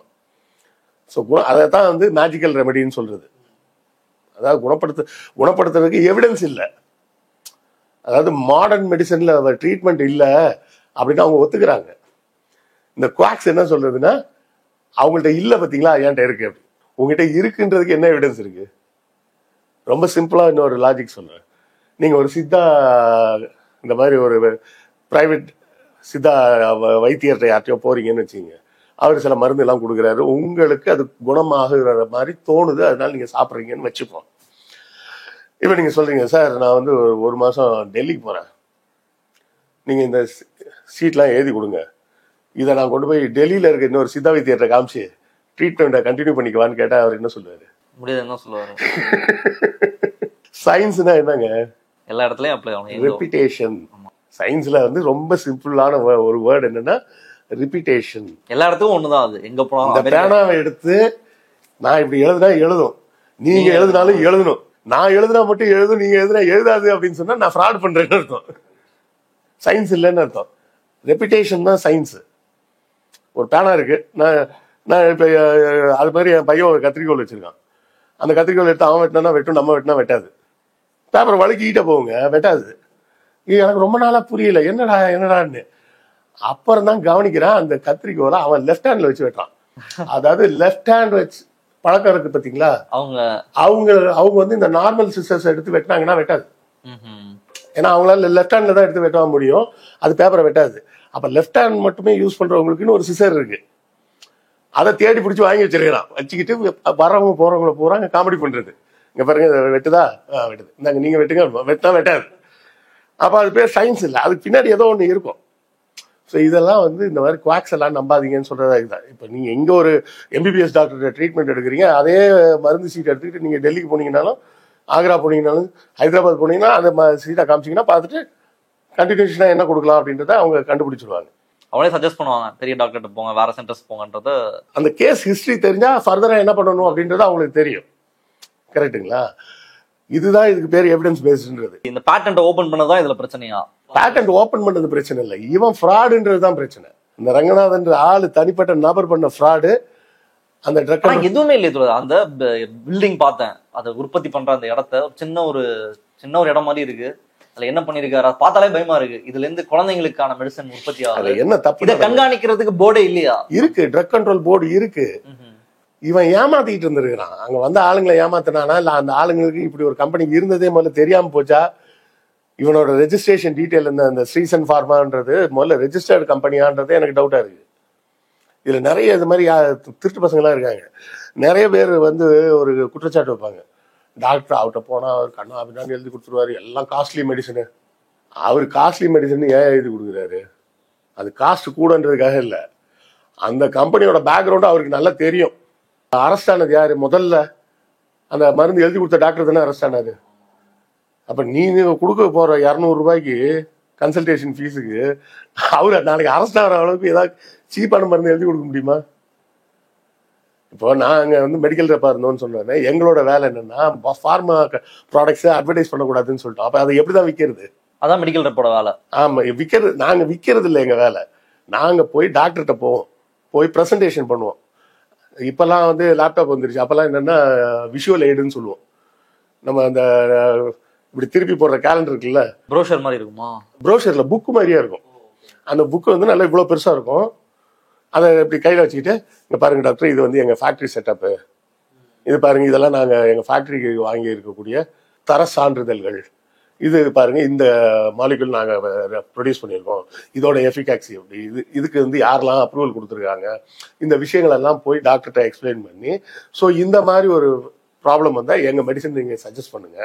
சஜஸ்ட் பண்றதுக்கு முன்னாடி இந்த சாம்பிள் வச்சுங்க, முதல்ல சாம்பிள் கொடுத்து பாருங்க உங்க பேஷண்ட்டுக்கு, உங்களுக்கு திருப்தியா இருந்தா எழுதுங்க அப்படின்னு சொல்லிட்டு, அந்த டாக்டரோட கிளினிக்கு பக்கத்துல ஒரு 3-4 மெடிக்கல் ஸ்டோர் இருக்கும்ல, அவங்கள்ட்ட எல்லாம் போய், அண்ணே டாக்டர் சொல்லியிருக்கானே எழுதுவாருண்ணே, வந்தா கொடுத்துருங்க, வந்து ஸ்டாக் வாங்கி வைங்க, நம்ம டிஸ்ட்ரிபியூட்டர் வருவாரு, நீங்க ஒரு ஆர்டர் கொடுங்க, டீலர்ட்ட இருந்து உங்களுக்கு சப்ளை பண்ண சொல்லிடுறேன் அப்படின்னா அவனை போட்டு இது பண்ணி, அவர் முதல்ல எழுதட்டும் அப்புறமா நான் வாங்கி வைக்கிறேன் அவன்.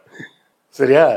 அப்போ இது வந்து டாக்டர் வந்து கொஞ்சம் காஸ்ட்லியான மெடிசன் எழுதுறாருன்றதுக்கு காரணம் என்னன்னா, அந்த மருந்து கம்பெனி மீதான அவருக்கு ஒரு நம்பகத்தன்மை வேணும்ல. எவனோ ஒருத்தன் வந்தான் அப்படின்றதுக்காக அந்த மெடிசன் எல்லாம் எழுதி கொடுத்து நாளைக்கு ஏதாவது ஒண்ணு கிடக்க ஒண்ணு ஆகி போச்சுன்னா அவருக்கு லைசன்ஸை கேன்சல் பண்ணி அவரை தூக்கி உள்ள வச்சிருவாங்க. இது ஜஸ்ட் ஒரு டாக்டரை பே பண்ணி கன்வின்ஸ் பண்ணி கொடுத்துட்டு வந்துடுறது அப்படின்றதெல்லாம் முடியாது. அப்படிலாம் கிரெடிபிலிட்டி சம்பந்தப்பட்டது. ஆமா, டாக்டர் அவரு டாக்டராக மாறுவதற்கு அவர் எவ்வளவு கஷ்டப்பட்டு படிச்சிருப்பாரு, அதுக்கப்புறம் எவ்வளவு வருஷம் பிராக்டிஸ் பண்ணி ஒரு கைராசியான டாக்டர்னு பேர் வாங்கி வச்சிருப்பாரு.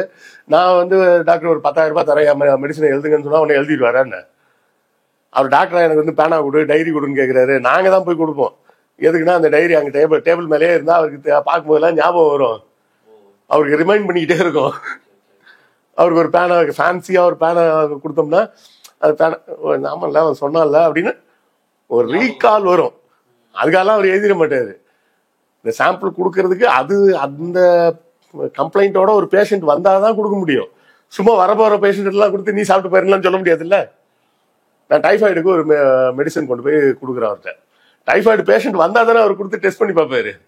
புரியுதுங்களா? மெடிசன் காஸ்ட்லி தாமா. ரொம்ப சிம்பிளா உங்களுக்கு புரியுற மாதிரி சொல்லணும். பேராசிட்டமால் வந்து ₹1 நீங்க கடையில் கொடுத்து குரோசின் வாங்குறீங்க. அந்த குரோசினோட மேனுஃபேக்சரிங் காஸ்ட் எவ்வளவு தெரியுமா? 5 பைசா தான். அது ஏன் இவ்வளவு பெரிய மார்ஜினா, அதுக்கு பின்னாடி அத்தனை லேடர் இருக்கு.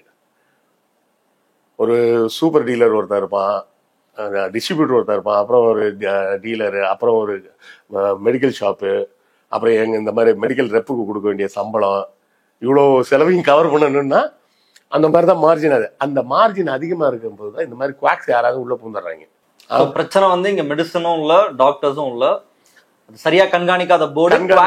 அந்த குவாக்ஸ் மெயின், குவாக்ஸை வந்து சரியா கண்ட்ரோல் பண்ணாத போர்டு. சிஸ்டத்துல எந்த ப்ராப்ளமும் இல்ல, மெடிசன்லயும் எந்த ப்ராப்ளமும் இல்ல. இதுல இங்க என்ன தப்பு நடந்திருக்கு தெரியுமா? இந்த இருமல் மருந்து இருக்கு பாத்தீங்களா, இருமல் மருந்து எல்லாத்துலயுமே இன்வேரியபிளா கொஞ்சம் ஆல்கஹால் இருக்கும். ஆக்சுவலா நல்லா ஞாபகம் இருக்கு, என்னோட அத்தெல்லாம் சும்மா நைட்டு குடிச்சிட்டு தூங்குவாங்க. சூப்பரா எனக்கு சிரப் ரொம்ப பிடிக்கும் அப்படின்னு சொல்லிட்டு சும்மா குடிச்சிட்டு இருப்பாங்க. அதுல கொஞ்சம் ஆல்கஹால் கண்டென்ட் இருக்கும். நீங்க இந்த ஸ்ட்ரெப்சில்ஸ் ஒரு இதெல்லாம் வைக்கிறாங்க பாத்தீங்களா, அது சாலிடா தான் இருக்கும், ஆனா அதுலயும் ஆல்கஹால் இருக்கு. இருமலுக்கு பேசிக்கா ஃபண்டமெண்டல் ட்ரீட்மெண்ட்டே வந்து கொஞ்சோண்டு ஆல்கஹால் தான் வச்சுக்கிங்களேன். அதுக்காக உடனே சளி பிடிச்சிருக்கு சரக்கடிக்க போறாங்க. அது வந்து டாக்டர்ஸ்க்கு தெரியும் எந்த அளவுக்கு அது போனா கரெக்டா. பெத்தடின்னு ஒரு இன்ஜெக்ஷன் இருக்கு, அது நீங்க சும்மா போட்டீங்கன்னா போதை மருந்து. ஆனா சர்ஜரி நடக்கும்போது அந்த சர்ஜிக்கல் பெயினை தாங்கிறதுக்கு டாக்டர் அதே பெத்தடின் கொடுப்பாங்க. அவங்களுக்கு தெரியும் எந்த டோசேஜ்ல கொடுத்தா அது வந்து அடிக்ஷன் ஆகாதுன்றது. ரைட்டா? நான் சொல்றது என்னன்னா, தயவு செய்து இந்த கவுண்டர்ல போய் கேட்டு மாத்திரை வாங்கி சாப்பிடாதீங்க. ரேண்டமா ஒரு மெடிக்கல் ஷாப் போய் அப்படி சொல்றீங்களா? ஆமா, டாக்டர் சஜஷன் இல்லாம, டாக்டரோட சீட் இல்லாம அமெரிக்கா ஐரோப்பா போன்ற நாடுகள்ல நீங்க பாராசிட்டமால் கூட வாங்க முடியாது. பிரிஸ்கிரிப்ஷன் இல்லாம ஊர்ல மெடிக்கல் ஷாப் வச்சிருக்கிற டாக்டர் அவரே டாக்டர் தான். இங்க ரூல்ஸ் எல்லாம் கரெக்டா தான் இருக்கு. நீங்க ஒரு மெடிக்கல் ஸ்டோர் வைக்கணும்னா குறைஞ்சது டிஃபார்ம் படிச்ச ஒரு நபரால் தான் அந்த கடையை வைக்க முடியும். என்கிட்ட காசு இருக்குன்னு நீங்க போய் மெடிக்கல் ஸ்டோர் திறக்க முடியாது. ஆனா வேற ஒரு ஆள் வச்சு அப்படியே ஓபன் பண்ணிடுவாங்களா கடலாம்? ஆமா, பாதி பேர் அப்படிதான் பண்ணிடுறது. ஒருத்தர் டிஃபார்ம் படிச்சவன்ட்ட உங்க சர்டிபிகேட் கொடுன்னு வாங்கி அவன் பேர்ல லைசன்ஸை வாங்கிட்டு அவன் கடைக்கே வரமாட்டான், அவனுக்கு மாசம் ஒரு அமௌண்ட்டை கொடுத்துறது. அம்மாளுங்க அப்ப தப்பு பண்றவன் இந்த பக்கம் இருக்கிறான், இந்த பக்கம் நம்ம எல்லா தப்பையும் பண்ணிவிட்டு சிஸ்டத்தை மேல குறைய சொல்றது. சிஸ்டம் கரெக்டா தான் இருக்கு. ஒரு மாத்திரை கொடுக்கணும்னா பார்மசியை பத்தி படிச்சவனா இருக்கணும் அவன் அப்படின்னு ரூல்ஸ் இருக்கு. குறைஞ்சது டிஃபார்ம் படி அப்படின்னா, பிஃபார்ம் படிச்சு கிராஜுவேட் ஆவான்னு கூட சொல்லல, ஒரு டிப்ளமாவான்னு படிச்சுவா. படிச்சுட்டு வந்து அதுக்கப்புறமா நீ மருந்து கடை வை. அப்ப அதையும் ஏமாத்துறது யாரு? நம்ம ஆளுங்க தான். அப்ப அவன் என்ன பண்ணுவான், இந்த மாதிரி குவாக்ஸ் இருக்கான் பாத்தீங்களா, ஏமாத்து பேர் வழிகளான பெரிய, அவனுக்கு வந்து பாத்தீங்கன்னா இந்த மாதிரி டாக்டர் எல்லாம் போய் பார்த்து கன்வின்ஸ் பண்ணி இதெல்லாம் பண்றதுக்கெல்லாம் அவனுக்கு ரொம்ப டைம் எடுக்கும். அவன் என்ன பண்ணுவான், மெடிக்கல் ஸ்டோர்ல டீல போட்டுருவான். என்ன பண்ணுவான், ஒரு அட்டை 10 மாத்திரை இருக்கா, 50 ரூபா, இந்த ஒரு அட்டை வாங்கிக்கிறேன், 2 அட்டை ஃப்ரீயா தரேம்மா. புரியுதா? மெடிக்கல் ஷாப்ல டேரா ஒரு டீல போடுறது. ஆன்டிபயோட்டிக் டாக்டர் எழுதி கொடுத்த ஆன்டிபயோட்டிக் நீங்க வாங்கினீங்கன்னா 10 மாத்திரை 75 ரூபா இருக்கும். அங்க போனீங்கன்னா நான் அதே மாதிரி ஒண்ணு தட்டுமா அப்படிமா, அது 50 ரூபா தானே, 25 ரூபா கம்மியா, சரி அப்ப அதே கொடுங்க அப்படின்னு வாங்கிட்டு போயிருது. மருந்துல வந்து இந்த விலை கம்மி அதெல்லாம் பார்க்க கூடாது. மருந்து வாங்குறதுல விலை கம்மி இல்லமா, ஸ்பெஷலிஸ்ட் ஒப்பீனியன் இல்லாம நீங்க வாங்கவே கூடாது. ஸ்பெஷலிஸ்டோட ஒப்பீனியன் இல்லாம நீங்க மருந்து வாங்கவே கூடாது. அது 10 ரூபா கூட போயிட்டு போகுது. சில பேர் சில இடத்துல நான் பார்த்துருக்கேன். இந்த இஷ்யூ இருக்குல்ல தோழர், இதுல தமிழ்நாட்டுல இந்த மருந்து விற்பனைக்கு வராம எப்படி மத்திய பிரதேசத்துக்கு போச்சு? அதான் சொன்னேன், ஷார்ட்கட் டீல் போடுறது. அங்க இருக்கிற மெடிக்கல் ஸ்டோர்காரன்ட்ட டீல போடுறது, இங்க இருந்து அங்க டீல போட்டு. இல்ல அதுக்கு ஆளுங்க இருக்கிறாங்க, அந்தந்த ஸ்டேட்ல ஆளுங்க இருக்காங்க. நீங்க அவனுக்கு ஒரு கமிஷன் கொடுத்துட்டீங்கன்னா, அவன் நீங்க சரக்கு அனுப்பிச்சு விட்டீங்கன்னா அவனே போட்டு ஜிஎஸ்டில இருந்து எல்லாம் பக்காவா பண்ணி கொண்டு போய் டெலிவரி பண்ணி பில்ல போட்டுருவாங்க. இதுல என்ன தப்பு நடந்திருக்கு தெரியுங்களா? அந்த ஆல்கஹால் இருக்குன்னு சொன்னால அது போக சில விஷயங்கள்லாம் அதுல இருக்கும். அது வந்து என்ன ஆகும்னா ஃப்ரீஸ் ஆயிடும். ஃப்ரீஸ் ஆயிடும்னா கொஞ்சம் குளிரான இடத்துல இருந்ததுன்னா உறைஞ்சு போயிடும், உறைஞ்சி கட்டி ஆயிடும். அப்படி உறைஞ்சி கட்டியாகாம இருக்கிறதுக்கு ஒரு கெமிக்கல் ஒன்று சேர்ப்பாங்க. அது பேர் வந்து பாலிப்ரோபிலின் கிளைகால்னு பேர். பாலிப்ரோபிலின் கிளைகால்னு பேர். அது என்ன பண்ணுன்னா, அதை நீங்க மிக்ஸ் பண்ணிட்டீங்கன்னா அது வந்து கொஞ்சம் விஸ்கஸ் சப்ஸ்டன்ஸ். விஸ்கஸ்னா பிசுபிசுப்பு தன்மை கொண்டது. இப்போ விளக்கெண்ணன்னு சொல்றோம்ல, அது வந்து விஸ்காசிட்டி ஜாஸ்தியா உள்ள ஒரு லிக்விடு. நீங்க வந்து நம்ம ஸ்கூல் காலேஜ்லாம் அதுக்கு ஒரு எக்ஸ்பெரிமெண்டே உண்டு பிசிக்ஸ்ல. விஸ்காசிட்டி ஆஃப் ஃப்ளூயிட்னு சொல்லிட்டு ஒரு பெரிய டப்பா இது வச்சு இதுல ஒரு தண்ணியை ஊற்றி அதுல இருந்து ஒரு பாலை போட்டு எவ்வளவு நேரத்தில் கீழே விழுவுது, இந்த பக்கம் கேஸ்டர் ஆயில் வச்சு அதுல போட்டு எவ்வளவு விழுதுன்னா இதுல ரொம்ப லேட் ஆகும், ஏன்னா இந்த இது பிசுபிசுப்பு தன்மை ஜாஸ்தின்னு. அப்போ இந்த விஸ்காசிட்டியை இன்க்ரீஸ் பண்ணோம்னா ஃப்ரீஸ் ஆகாது, கட்டி ஆயிடாது. அப்ப கட்டி ஆகாம இருக்கணும்ன்றதுக்காக அந்த மருந்துல இந்த பாலிப்ரோபிலின் கிளைகால சேர்ப்பாங்க. டைஎத்திலின் கிளைகால்னு ஒண்ணு. அதுதான் இங்க தப்பு. என்னன்னா பாலிப்ரோபிலின் கிளைகால் எப்படி இருக்குமோ அதே மாதிரிதான் இதுவும் இருக்கும். டைஎத்திலின் கிளைகால் இருக்குமோ? ஆமா. இதுக்கும் வாசனை இருக்காது, இதுக்கும் கலர் இருக்காது, டேஸ்ட் இதுவும் இனிப்பா இருக்கும், அதுவும் இனிப்பா இருக்கும். ஓகே. இப்ப இன்னொன்னு வச்சுக்கீங்க, எத்தில் ஆல்கஹால் மெத்தில் ஆல்கஹால்னு கேள்விப்பட்டிருக்கீங்களா? ரெண்டும் பார்க்க ஒரே மாதிரி தான் இருக்கும். கலர்லெஸ் லிக்விடு, ஓடர் நல்ல வாசனை இருக்கும், சின்ன மூக்கில் அடிக்கிற மாதிரி ஒரு வாசனை இருக்கும். ரெண்டும் குடிச்சா போதையாகும். எத்தில் ஆல்கஹால் குடிச்சிங்கன்னா போதை தெளிஞ்சு நார்மல் ஆயிடுவீங்க. மெத்தில் ஆல்கஹால் குடிச்சிங்கன்னா போதை தெளிவே தெரியாது, செத்து போயிடுவீங்க.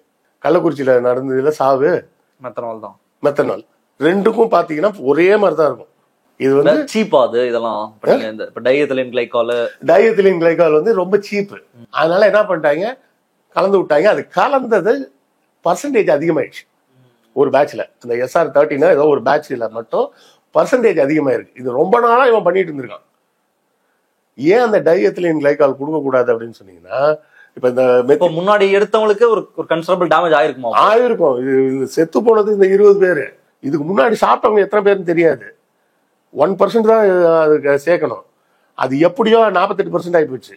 அவ்வளவு. அதாவது என்ன நடக்கும் அப்படின்னு பாத்தீங்கன்னா, இந்த டைஎத்திலின் கிளைகால் உள்ள உடம்புக்குள்ள போச்சுன்னா லிவருக்கு போகும்போது அது பிரேக் டவுன் ஆகும், வேற கெமிக்கலா பிரேக் டவுன் ஆகும். அப்படி பிரேக் டவுன் ஆகும்போது ரெண்டா மாறும். ஒன்னு கிளைகாலிக் ஆசிட், இன்னொன்னு ஆக்சாலிக் ஆசிட். ஆக்சாலிக் ஆசிட் என்ன பண்ணும்னா நம்ம உடம்புல இருக்கக்கூடிய கால்சியத்தோட ரியாக்ட் பண்ணி கால்சியம் ஆக்சலேட்டா மாறும்.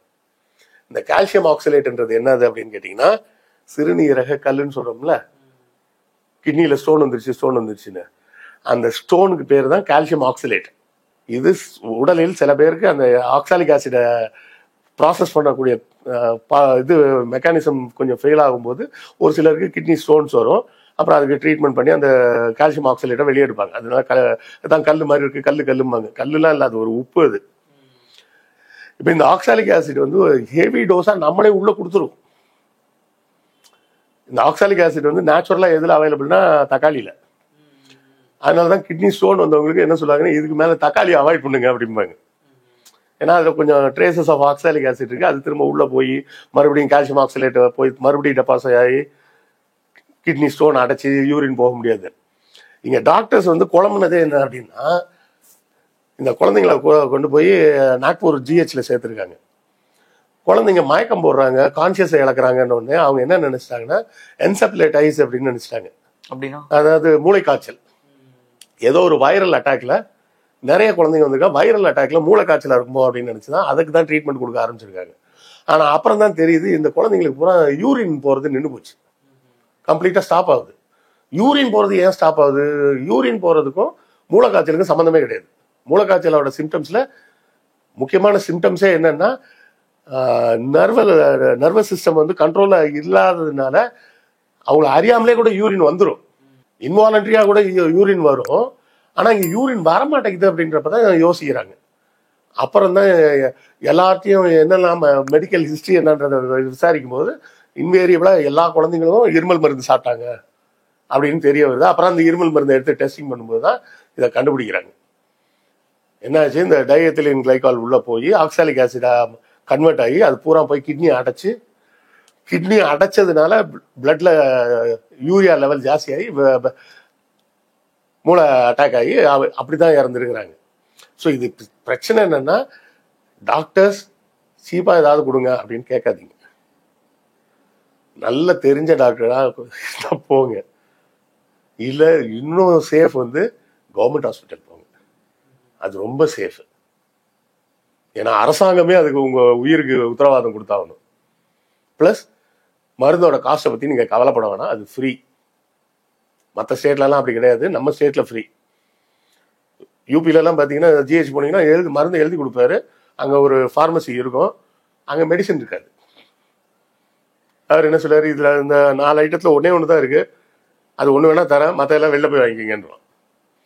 நம்ம கவர்மெண்ட் ஃபார்மசி, தமிழ்நாடு கவர்மெண்ட்ல இருக்க ஃபார்மசிலாம் அப்படிலாம் கிடையாது, பக்காவாக எல்லாமே வெல் ஸ்டோர்டு. நான் ஒரு இடத்துல பார்த்தேன், சண்டை போடுறாங்க டாக்டர்கிட்ட. என் பிள்ளைக்கு முடியலன்னு கூட்டு போனேன், பேராசிட்டமால் எழுதி கொடுத்துட்டு 250 ரூபா கேட்குறாரு. இந்த பேராசிட்டமால் எனக்கு வாங்கி சாப்பிட கொடுக்க தெரியாதா?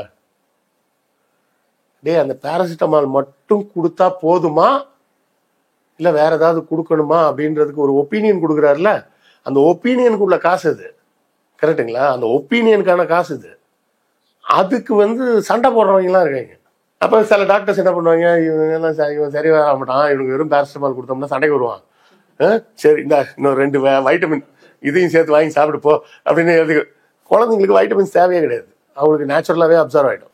இப்போ இந்த ஸ்ட்ரேசன் ஃபார்மா இவங்க தமிழ்நாட்டுலாம் வித்துருப்பாங்களா, இல்லை இதுக்கு முன்னாடி தமிழ்நாட்டுல விற்காம அங்க மட்டும் தான் சூஸ் பண்ணிருப்பாங்க? யாருக்கு தெரியும்? அவனோட மொத்த சேல்ஸ் ஹிஸ்டரி எடுத்து பார்த்தா தான் தெரியும். அதான் சொல்றேனே, இது வந்து எங்கேயோ தப்பு நடந்து 48% மிக்ஸ் ஆயிடுச்சு. அது 1% தான் சேர்ப்பாங்க. இந்த பாலிப்ரோபிலின் கிளைகால் சொன்னேன், அதுவும் 48% சேர்க்க மாட்டாங்க, அதுவும் 1% தான் சேர்ப்பாங்க. இந்த டைஎத்திலின் கிளைகால் எதுக்கு பயன்படும் அப்படின்னு பார்த்தீங்கன்னா, ரெண்டும் ஒரே ப்ராப்பர்ட்டி தான். ஒரு கெமிக்கல் லிக்விட் வந்து ஃப்ரீஸ் ஆகி கட்டியாகாம பாத்துக்கிறதுக்கான உள்ள வேலையை இது ரெண்டுமே செய்யும். இது மனுஷன் சாப்பிடலாம், இது மனுஷன் சாப்பிட முடியாது. அப்ப இதை எதுக்கு பயன்படுத்துவாங்கன்னா, நீங்க எழுதுறீங்களா ஜெல் பென், அதுல இருக்க இங்கு, அதெல்லாம் உரையாம, பெயிண்ட் அதெல்லாம் உரையாம இருக்கிறதுக்கு அதுல மிக்ஸ் பண்ணுவாங்க. நம்ம உள்ள சாப்பிட போறது இல்லை, வெளியே அடிப்பா, அதனால நமக்கு ஒன்றும் பிரச்சனை கிடையாது. இது சீப்புன்றதுனால அதுல பயன்படுத்துவாங்க. அதை கொண்டாந்து இவன் இதுல பயன்படுத்தியிருக்கான். இது காஸ்ட்லி. அப்ப அவன் தன்னோட மார்ஜினை ஏத்துறதுக்காக யாருக்கு தெரிய போகுதுன்னு 1% கலந்து விட்டுருக்கான். அது 1% இருந்தப்பெல்லாம் யாருக்கும் எந்த பிரச்சனையும் வரல. இந்த ஒரு பேட்ச் மட்டும் 48% ஹியூமன் எரர். அங்க உள்ள பேக் பண்ணவன் எவனோ ஏதாவது தப்பு பண்ணிட்டான். ஸோ தெரிஞ்சேதான் இவனுங்க பண்ணியிருக்காங்க. இவங்களால சும்மா விடக்கூடாது. அது எப்படிங்க ஒரு கெமிக்கல் வந்து தெரியாம உள்ள வந்துருமா? வாய்ப்பே இல்லை, தெரிஞ்சேதான் சேர்த்திருக்காங்க. அப்போ அதையும் பார்க்கணும். இதுக்கு அந்த ஃபார்மா கம்பெனியை ரெகுலரா செக்கப்புக்கு போன ட்ரக் கண்ட்ரோல் போர்டு ஆபீசர்ஸ் யாருன்னு பார்த்தா அவங்களையும் பிடிக்கணும்.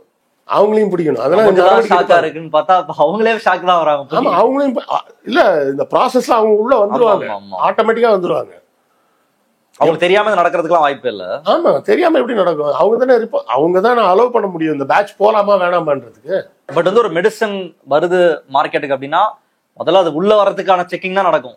ஒரு பேட்ச் எப்படி நடக்கும்? ஒரு பேட்ச் அப்படின்னா அந்த பேட்ச் நம்பர்னு போறாங்களா, அந்த பேட்ச்ல வந்து ஒரு 10,000 பாட்டில் 50,000 பாட்டில்னு அந்த பிளான்ட் ரிப்போர்ட் சொல்லும். அதுல சாம்பிள் ஒரு 5 எடுத்துப்பாங்க. எடுத்து ஒரு 3 சாம்பிள் ஒரு பேட்சும் செக் பண்ணுவாங்களா? ஒவ்வொரு பேட்சும் செக் பண்ணும். அந்த மெடிசன் மார்க்கெட் வந்தா செக்கே பண்ண மாட்டாங்க அப்படின்னு நினைச்சாங்க. செக் பண்ணக்கு அப்புறம் தான் வெளியே போகும். இவங்க கையெழுத்து போடாம போக முடியாது. சோ இத்தனை நாளா இவங்க இருக்காங்க, எதுவும் மிஸ்டேக்லாம் இருக்காதுன்ற அலட்சியத்துல அப்படி கையெழுத்து போட்டு நான் 5 வருஷமா போயிட்டு தானே இருக்கு அப்படின்னு கையெழுத்து போட்டு விட்டுருவாங்க சில நேரத்தில். அந்த மாதிரி இடத்துல தான் இந்த மாதிரி எங்கேயாவது ஒரு ஹியூமன் எரர் ஆகி ஒரு 10 பேர் சாகும்போது தான் அது பெரிய இஷ்யூவா மாறும்.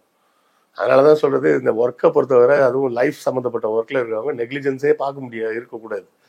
அவங்க 1% கூட டேக் இட் ஃபார் கிராண்டட்னு செய்யக்கூடாது. அந்த ப்ராசஸ்ல எதுவுமே மாறக்கூடாது. நீங்க இந்த டாக்டர்ஸ் எல்லாம் இவ்வளவு திட்டுறாங்களே, ஒரு சர்ஜரியை நேரில் போய் பார்த்தீங்கன்னா தெரியும் அவங்க படுற கஷ்டம் எப்படின்னு. கையை வாஷ் பண்ணுவாங்கல்ல, ஃபர்ஸ்ட் போய் வாஷ் பண்ணுவாங்க. வாஷ் பண்ண நிமிஷத்துல இருந்து இந்த கை இப்படியே தான் இருக்கும். கையை கீழே தொங்க விட முடியாது. தொங்க விடக்கூடாதுன்றது ப்ரொசீஜர். அப்படி கையை கீழே தொங்க விட்டாச்சுன்னா ஏதாவது பட்டு வெளில போட்டுருவாங்க. இப்போ பக்கத்தில் நிற்கிற நர்ஸ்ல இருந்து எல்லாரும் அப்படியே தான் நிற்கணும். பார்ப்பாங்க, கை என்ன பண்ணிட்டு இருக்காரு, என்னங்க சார், ஏன் கையை கீழே தொங்க விட்டுட்டு இருக்க, வெளில போ அப்படின்னு. அப்படி நர்ஸ் உட்படவா? நர்ஸ் உட்படவா இல்ல டாக்டர் மட்டும்? நர்ஸ் உட்பட வெளியே போட்டுருவாங்க. ஜான்சன்ல இருந்தேன்னு சொன்னா, அங்க எத்திகான்னு ஒரு டிவிஷன் இருக்கு. சூச்சர்ஸ், இந்த தையல் போடுற நூல், அது நூல் கிடையாது, புரிதலுக்காக நம்ம நூல்னு சொல்லலாம், சூச்சர்னு தான் சொல்லுவாங்க.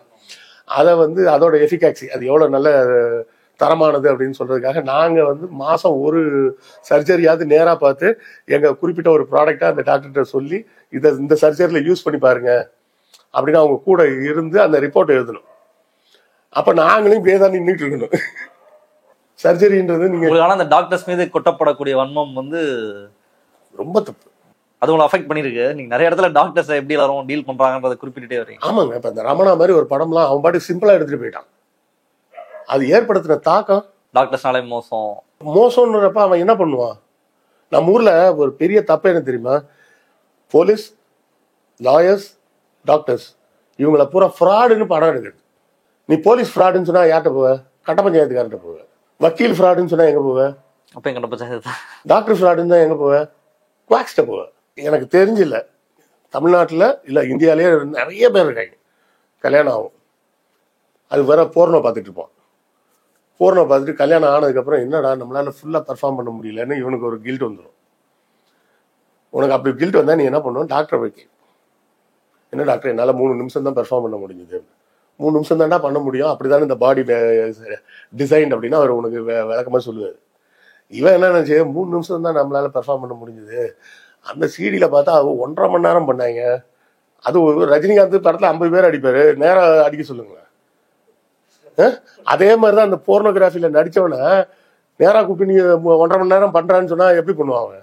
அது ஒரு மாசம் ஷூட்டிங் எடுக்கிறது. அது ரெகுலர் படம் எடுக்கிற மாதிரியே ஷூட்டிங். நீ 500 ரூபா கொடுத்து சீடி வாங்குற, 3 நிமிஷத்துல சீடி முடிஞ்சிடுச்சுன்னா ஒத்துப்பியா நீ? இவன் இதை பார்த்துட்டு செக்ஸை பத்தி தப்பா ஒரு பர்செப்ஷன்ல இருந்துட்டு இதை போய் உடனே போய் ஒரு எம்பிபிஎஸ் டாக்டர்கிட்ட போய் கேட்க மாட்டான். நீங்க ஒரு பைக் வச்சிருக்கீங்க, என்ன பண்ணுவீங்க? வாங்கின புதுசா இருந்தா கம்பெனி ஷோரூமுக்கு போவீங்க. இல்லை கொஞ்ச நாள் ஆச்சு நிறைய சார்ஜ் பண்றோன்னா அட்லீஸ்ட் தெரிஞ்ச ஒரு மெக்கானிக்கிட்ட போவீங்க. நீங்களே உட்காந்து ரிப்பேர் பண்ணுவீங்களா? மாட்டேன். அப்ப இது ஒரு மிஷின். இந்த மிஷின்ல ஏதோ ஒரு ட்ரபிள் இருக்குன்னு தெரிஞ்சா நீங்க எங்க போகணும்? டாக்டர்கிட்ட. அவர் தான் இந்த மிஷினோட மெக்கானிக், அவர் தான். அவர்கிட்ட போகணும். அவர்கிட்ட போகாம நீங்க பைக்கை கொண்டு போய் சைக்கிளுக்கு பஞ்சர் ஓட்டுற கடையில கொண்டு போய் கொடுப்பீங்களா? இப்ப இவன் என்ன பண்ணுவான்? ஐயோ 1.5 மணி நேரம் நம்மளால முடியலன்னு சொல்லிட்டு இந்த டாக்டரை போய் பார்த்தா அவராது ஏதாவது கரெக்டா சொல்லுவாரு. ஆனா இந்த டாக்டர் விளம்பரம் பண்ண முடியாது. அவன் குவாக்ஸ் விளம்பரம் பண்ணுவான். பார்த்துட்டு நேரா போயிட வேண்டியது. போனோடனே அவன் என்ன சொல்லுவான்? அப்படியாப்பா, இது சின்ன வயசுல நிறைய படம் பார்ப்பியோ, அது இதுன்னு இவன் என்னெல்லாம் இவன் மேல கில்ட் இருக்குமா எல்லா கேள்வியும் கேட்பா. இவன் எல்லாத்துக்கும் ஆமான்னு சொல்லுவான். இன்னொரு விஷயம் புரிஞ்சுங்க, நீங்க எம்பிபிஎஸ் டாக்டர்ஸ்ட கேளுங்க, masturbation is not a problem at all அப்படின்னு தான் சொல்லுவாங்க. இவன் அதைத்தான் கேட்பான், நிறைய மாஸ்டர்பேஷன் பண்ணுவியா, அதனால தான் ஏன் இப்படி ஆகுது அப்படி இப்படின்னு சொல்லிட்டு ஒரு இதை கொடுத்து இதை சாப்பிடு, 25,000 ரூபாய் பில்லு. இவன் சாப்பிட்டுட்டு 6 மாசம் சாப்பிட்டு சரியாயிடுவான். 6 மாசம் சாப்பிட்டாலும் அது ஒன்றும் ஆகாது. ஒன்றும் ஆகலைன்னு இவன் வெளியே போய் சொல்லவும் மாட்டான். கரெக்டா? இப்ப இந்த ஒரு டாக்டர்கிட்ட போனேன், அவர் மருந்து கொடுத்தா எனக்கு சரியாகல அப்படின்னு அப்படிதான் சொல்லுவான். மற்ற வியாதிக்கு போனான், இதுக்கு போனாலும் சொல்லவும் மாட்டான். அவனோட வியாபாரம் போயிட்டே தான் இருக்கும். இவனுக்கு என்ன பயம்னா, இதை நம்ம வெளியே சொன்னா நம்மள அசிங்கமா பார்ப்பாங்க. இப்படியே ஒரு கில்ட்டோடவே வாழ்ந்து கடைசி வரை கில்ட்டோடவே செத்துருவான்.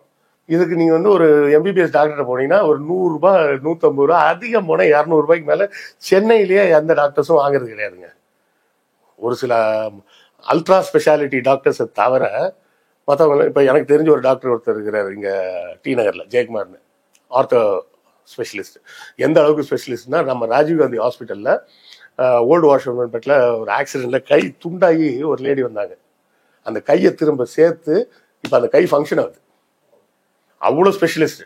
நீங்கள் அவர்கிட்ட போனீங்கன்னா 350 ரூபா அவங்க ஊசி போடுவார், 3 நாளைக்கு மாத்திரை கொடுப்பாரு, அவரோட கன்சல்டேஷன் ஃபீஸ் எல்லாம் சேர்த்து 350 ரூபா.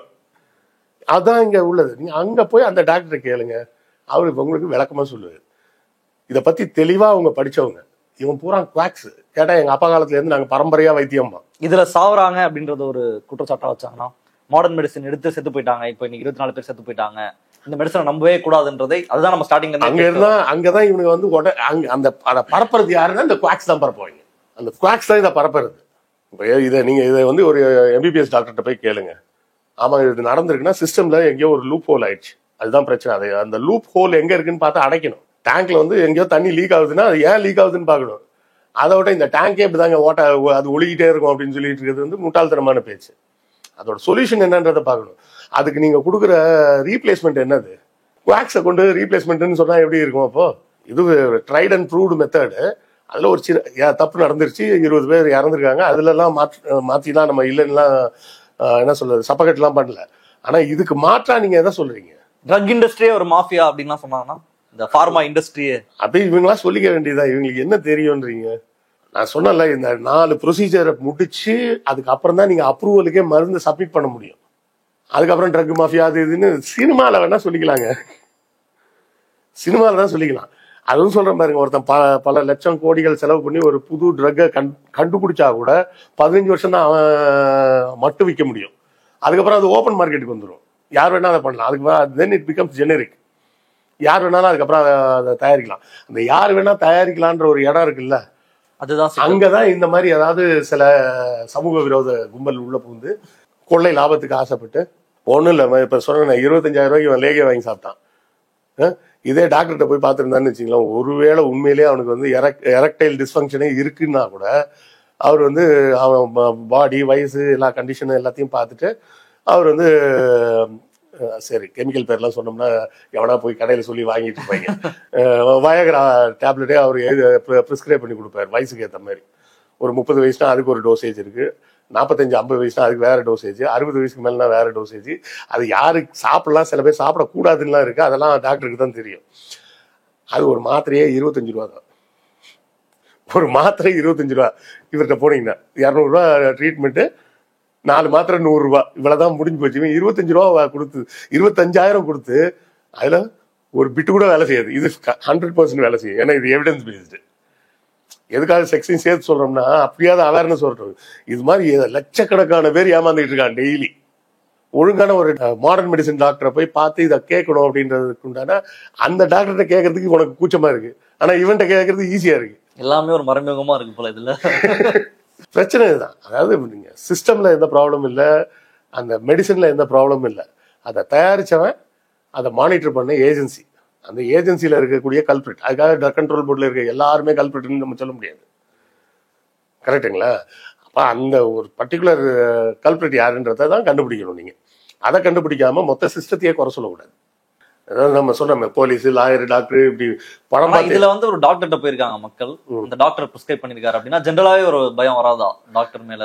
இல்ல, நீங்க அதான் சொல்றேன், நீங்க கரெக்டான டாக்டரை சூஸ் பண்ணுங்க, கரெக்டான டாக்டரை சூஸ் பண்ணுங்க. எல்லோருமே உத்தமர்கள்னு நம்ம சொல்ல முடியாது.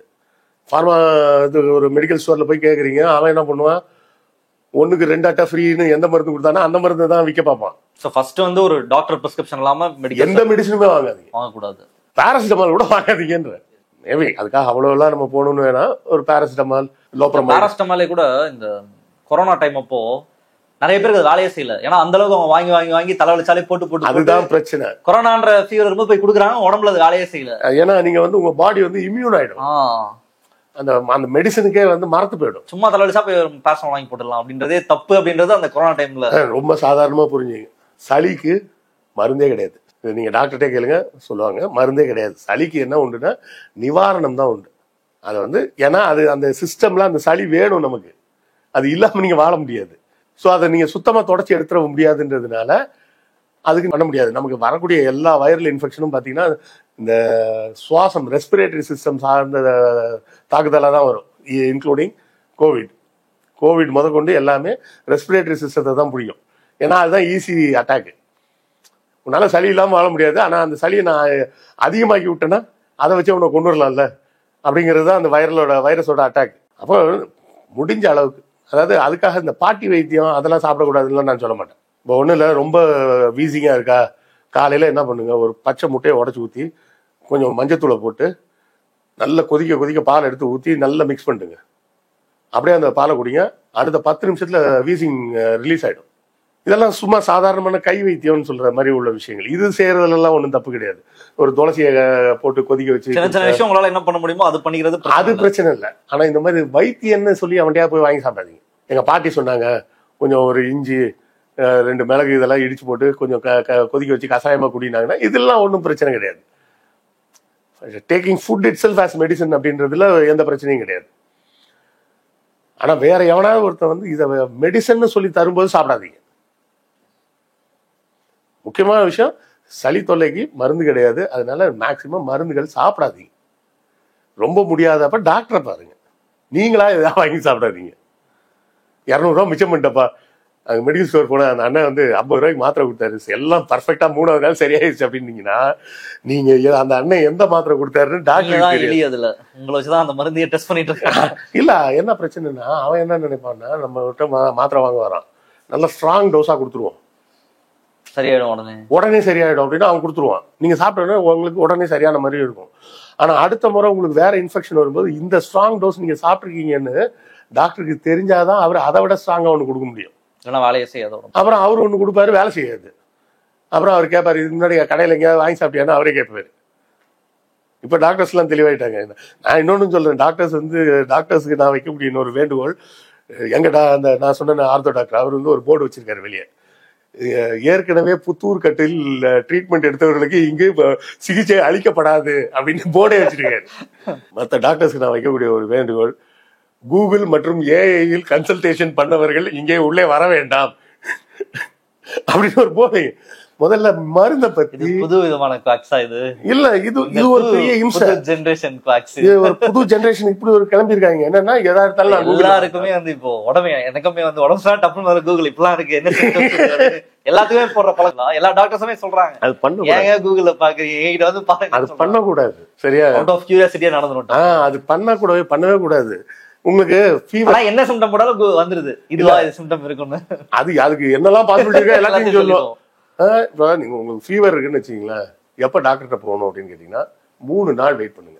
4வது நாளும் ஃபீவர் இருக்கு கண்டினியூ ஆகுதுன்னா you have got some infection. அது பாக்டீரியல் இன்ஃபெக்ஷனா இருக்கலாம், வைரல் இன்ஃபெக்ஷனா இருக்கலாம், எதா வேணா இருக்கலாம். 4வது நாள் கண்டினியூ ஆகுதுன்னா அப்போ ஹாஸ்பிட்டல் போங்க. முதல் நாளே போகணும்னு அவசியம் கிடையாது. ஏன்னா அப்படி நீங்க முதல் நாளே போனீங்கன்னா கூட பிளட் டெஸ்ட் எடுத்தா கூட அந்த பிளட்ல வந்து என்ன இன்ஃபெக்ஷன் இருக்குன்னு கண்டுபிடிக்க முடியாது. 4th டே தான் பிளட்ல தெரியும், அது வரை தெரியாது.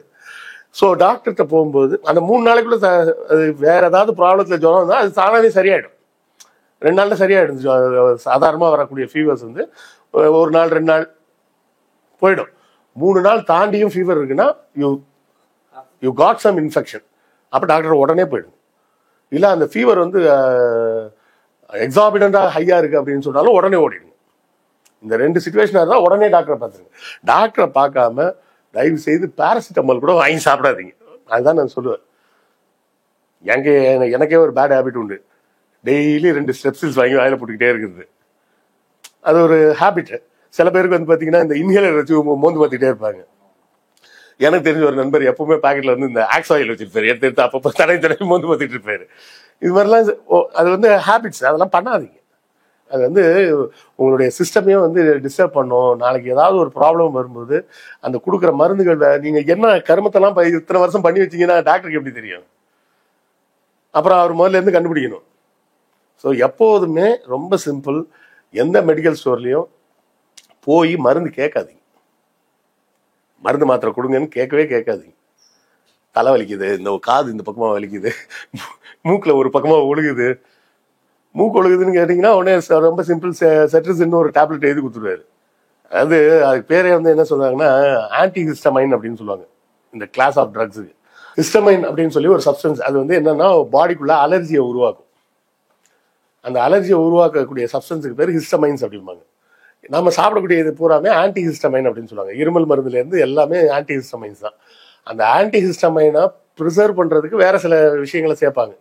அப்படி சேர்க்கும் போது தான் இந்த மாதிரி ஏதாவது ஒரு குளறுபடியாகி சிக்கலாகி மாட்டிக்கிறது. ஸோ மருத்துவரின் கண்காணிப்பு இல்லாமல் எதுவுமே சாப்பிடாதீங்க. அதுதான் வந்து ஆல்வேஸ் சேஃப். அதையே நம்ம டேக்அவே வச்சுக்கலாம். முதல்ல அந்த சிஸ்டம்ல இருக்கக்கூடிய ஒரு லூப் சொன்னீங்க, ஒரு ட்ரக் கண்ட்ரோல் போர்டு இதை சரியா கண்காணிக்காம விட்டது, பேட்டன் முடிஞ்ச அப்புறம் எப்படி இந்த மாதிரியான ஒரு குவாக்ஸ் வந்து இதை உற்பத்தி செய்யறாங்கன்ற அந்த பாயிண்ட்டை முன் வச்சிருக்கீங்க. அண்ட் மக்களுக்கு ஒரு டாக்டர் சஜஷனோட எந்த ட்ரக்கா இருந்தாலும் எடுத்துக்கோங்க அப்படின்றது, அது நல்ல டாக்டர் அவரோட சஜஷன்ல இருக்கக்கூடிய ஒரு ட்ரக் வந்து எடுத்துக்கோங்க அப்படின்றத நம்ம இல்ல ரொம்ப சேஃப் கவர்மெண்ட் ஹாஸ்பிட்டல் போங்க. ரைட் தோழர். நிறைய விஷயம் பேசியிருக்கோம். ரொம்ப குறிப்பாக எப்படி இந்த இண்டஸ்ட்ரி ஒர்க் ஆகுது அப்படின்றத ரொம்ப அழகா எக்ஸ்பிளைன் பண்ணியிருந்தீங்க. ஐ மீன் டாப் டு பாட்டம் மக்களுக்கு கண்டிப்பா பயனுள்ளதாக இருக்கும்னு நினைக்கிறேன். எனக்கு ரொம்பவே பயனுள்ளதாக இருந்தது. ரொம்ப நன்றி தோழர். உங்களுடைய நேரத்தை ஒதுக்கி அலுவலகத்திற்கு வந்து இந்த நேர்காணலை கொடுத்ததுக்கு ரொம்ப ரொம்ப நன்றி. நன்றி. நண்பர்களே, வீடியோ பிடிச்சிருந்தா லைக், ஷேர், சப்ஸ்கிரைப் பண்ணுங்க, கமெண்ட் பண்ணுங்க. உங்களுடைய பார்வை என்ன அப்படின்றத நிச்சயமாக போடுங்க. மற்ற நிகழ்ச்சியில் சந்திப்போம். நன்றி, வணக்கம்.